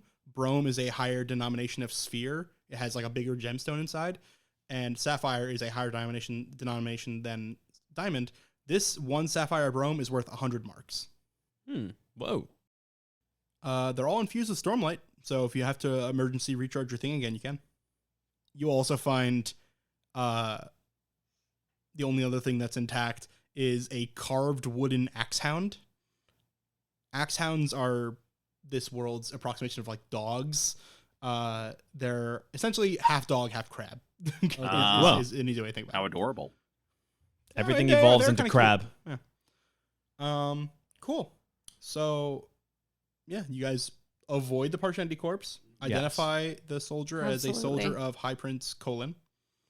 As you leave the area, while you guys are, like, investigating and stuff, Doral actually asks you if, because, being carried around like this, because you're Yeah. an ardent, but you're also a woman. Being Yeah. carried around like it's kind of emasculating. He's asking, like, if one of the other bridgemen can carry him for a second. Oh, for sure. I pass him immediately to Verdun. Varda? Varda. Yeah. Well, Varda's a soldier. The other bridgeman would be, like, Oh, a bridgeman. Okay. yeah. You could hand him to Aaron, or there was another one who hasn't really said much this entire time. I've even forgotten his name. But Wow. Aaron, you owe me a favor. Cash. Kesh. You Yes. can hand him to Kesh. Mhm. Kesh is big and strong. Oh, sure. Yeah. I'll pass him off to Kesh then. Oh yeah, didn't Kesh land safely? Not safely, but he is the bulkiest. He got away, like, uninjured mostly. Yeah. Cool. You hand him to Kesh. He thanks you. Mm-hmm. As you guys leave the area, Mari, you're walking, and suddenly walking next to you is Kesh carrying Doral. And Doral says, "Hey, kid, can we have a word?" Of course. Waiting until everyone else is out of earshot. Listen, I heard your conversation last night with the Bright Lady. I know that you're out. You've done it. I don't resent you. You did what any of us would have done. But you took your opportunity. I gotta take mine. Everyone at the war camps thinks we're dead. If we get out of this chasm, we don't have to go back. We could just turn the other way and start walking. If we do that, there's not necessarily a reason that they would come after us. Now, if we get out of this, do you think... Because, let's be real. This leg, there's not much back from me at the war camp. When we get out of this chasm, could you convince the others to look the other way while we get out? I know you've got that rapport with the Bright Lady. Are you sure that you would rather take a chance on trying to run than me trying to bargain for your release? Roll insight. Okay. 13. Okay. The DC was 10 because he's kind of purposefully letting down his guard here. This man is, if not broken, at least chipped. He's kept a strong face while running on what is essentially a suicide mission for years. Maybe you're right. Maybe you can negotiate his freedom. But you've already used up an awful lot of goodwill. And he is just a 50-something-year-old, now one-legged bridgeman who can't run bridges. It's not necessarily that he wants it to be this way. You get the vibe. It's the only way that he sees this working out. At least a little bit. Who's planning on running? Kesh. Me. Aaron's got the brands. And they're more fresh than mine, so they stick out a bit more. So he's wanting to stay behind because he's more likely to get caught. He's also of drafting age, so if he were to wind up, he would probably be sent right back here. You could come with us, but you seem to have got yours. I don't want you to think that I was trying to undercut all of you or anything like that. Most bridgemen don't live long enough to see the other side. And I can see it. I'm glad at least one is going to. It's more than I asked for. But I don't want to see the other side without all of you. Are you going to tell me when you run? When we get out of these chasms, there should be an opportunity before we get within sight of the war camps again. That'll probably be our moment. All right.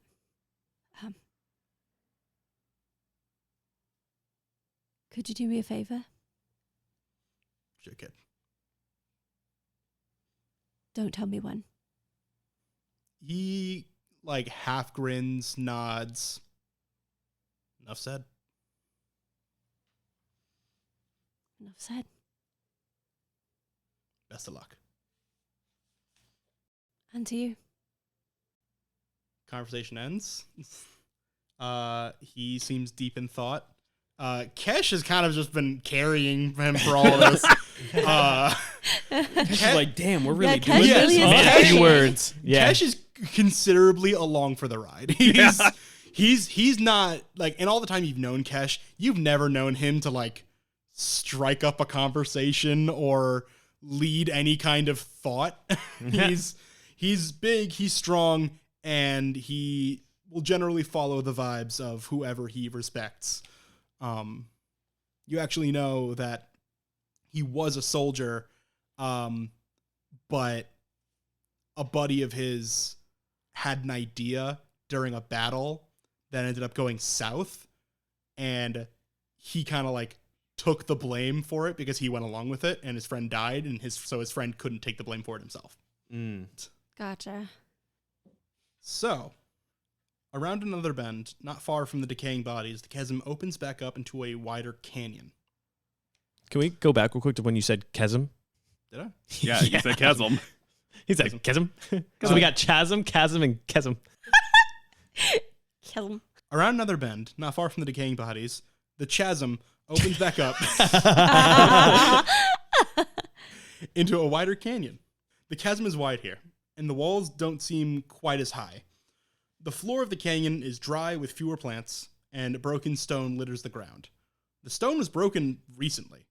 It's not worn smooth like the rest of the chasm. What do you guys do? You're at this weird location. Oh, so no ruins in sight yet. Just a pretty barren canyon. I mean, if there's nothing really going on, I think we just keep moving, right? Our goal is the ruins. We're here to indulge bright lady Matal. There we Sorry, Matal? what does the area we look like in one more time? Can you give me the description? It's a wider part of the chasm. It's the walls aren't as high. The floor is dry, which is weird because most of me stepping in puddles. There's fewer plant life and broken stone. The stone here was broken recently. Oh. Oh no. I would love to do like a perception check as we like enter this new area, just to like. No get our roll bearings. necessary. I just needed you to say you looked around. You look up, you see a thing. Sweet. Oh, great! Yeah. It's not at eye level. It is like. Yeah, that's I'll why just- That's why he said, "Yeah, no, you don't see anything like this." I see stuff like this. Yeah. Look, Spartacle. Wow. CJ. Embedded in the canyon wall, once hidden behind a layer of stone and creme, a forgotten structure is now half revealed. Its lower level begins about 30 feet above the chasm floor, where columns flank an open doorway. Another 20 feet above that is an upper level, but strangely, that portion of the structure appears to be completely on its side. Oh. It's as if the building tumbled into the chasm and was frozen in stone. This structure, an ancient shrine, has been hidden for thousands of years. During the cataclysmic event that created the Shattered Plains, this structure collapsed. Over the millennia, it was sealed by layers of creme. So recently, a chasm fiend chrysalis was discovered on the plateau above the shrine. The chasm fiend chrysalises are what you guys are fighting over when you fight with the Parshente. Chasm fiends essentially pupate during their life cycles.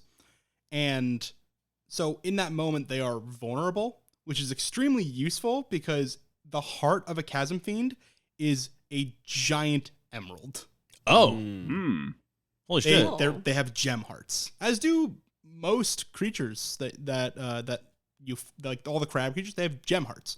The chasm fiend is extremely useful because their hearts are made of giant emeralds. That's like the most valuable one, right? The most valuable one, for many reasons. Mostly the fact that emeralds can be used to make food. Huh? That's crazy. You don't really know that much about the process. Okay. Yeah. So, during one such skirmish, the creme covering the shrine started to crumble, and the last high storm fully collapsed it. And that's how you know where this is. It just kind of right circumstance. Oh, it just like appeared after the storm. So, the broken stone gathered at the base of the shrine makes it kind of an easy surface to climb up. So, if each of you wants to give me an athletics test to get up to the entryway of the shrine. Everyone be determined. I use my rousing something. Hang on, let me. So we have determination flowing through us then?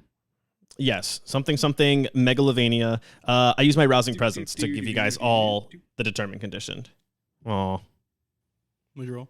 2. Total 5. Johnny, what you doing over there, bud? Hold on. Before we start, what are we making athletics? Mhm.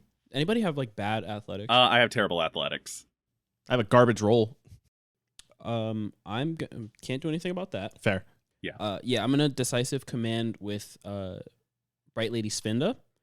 So we're gonna work together, and I'm gonna give her a boost, trying to help her through this. And you get to add 1d4 to your roll, Oh my, thank you. and I lose a focus. That's sick. That's pretty All right. handy. The determination is what? It's also at advantage. If you fail, you add an opportunity. Okay, that's what it is. Okay. And I add a D4, you said? All right. Yes. Oh, wow. Okay. Would you crit? No, I didn't crit. Myself. I got a 17 on the dice roll, got a +1, and then for the D4, I got a 4. Oh, sick. Damn. Can I get that D4 back? Actually, Yeah. I need You're this shit good. for You're myself. good. Mari, I got a 15. you're good. All right, cool. All of you successfully. Wait, I never told you what I got. What'd you get? 11. Cool. You're good. All right. Wait, 5 was fine? Anything but in that one was. Oh, okay. Oh, okay. Oh. Damn, why'd I waste the focus? I don't know. You didn't say it was easy. Why would I? I'm very Uh, appreciative to you, though, for it. Actually, I did say. I said it was an easy surface to climb. He did say Yeah, easy he surface did. to climb. Yeah. I did not pay All right, attention. so you guys all successfully climb up to the entryway. The structure is carved in an unfamiliar style, but it is clearly ancient, so probably certain architectural practices have come and gone since then. The columns that once supported the structure are still intact, though they all lean to one side. Ahead, an open doorway leads into darkness. The tall doorway leads inside the shrine, and what's in there? We'll find out next time. Ah, okay. Ooh, mystery.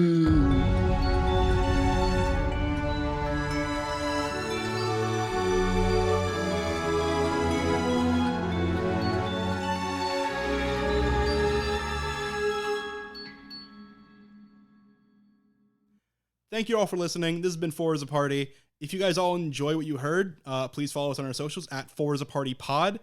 And feel free to share this episode, especially if you have someone who really loves the Cosmere. They would probably get a huge kick out of it. So please share it with them. Another special shout out to my friend Ross once again. The work that has gone in. I think you all seen, we all really enjoyed doing this. I especially enjoyed subjecting them to this. So really do love the work that went into all this. Worry not, party people. The adventure is not quite over yet. This pre-written one-shot does, in fact, have a whole second half. So if you want to see that, please join us next time on this very exciting adventure. Until then, have fun, party people.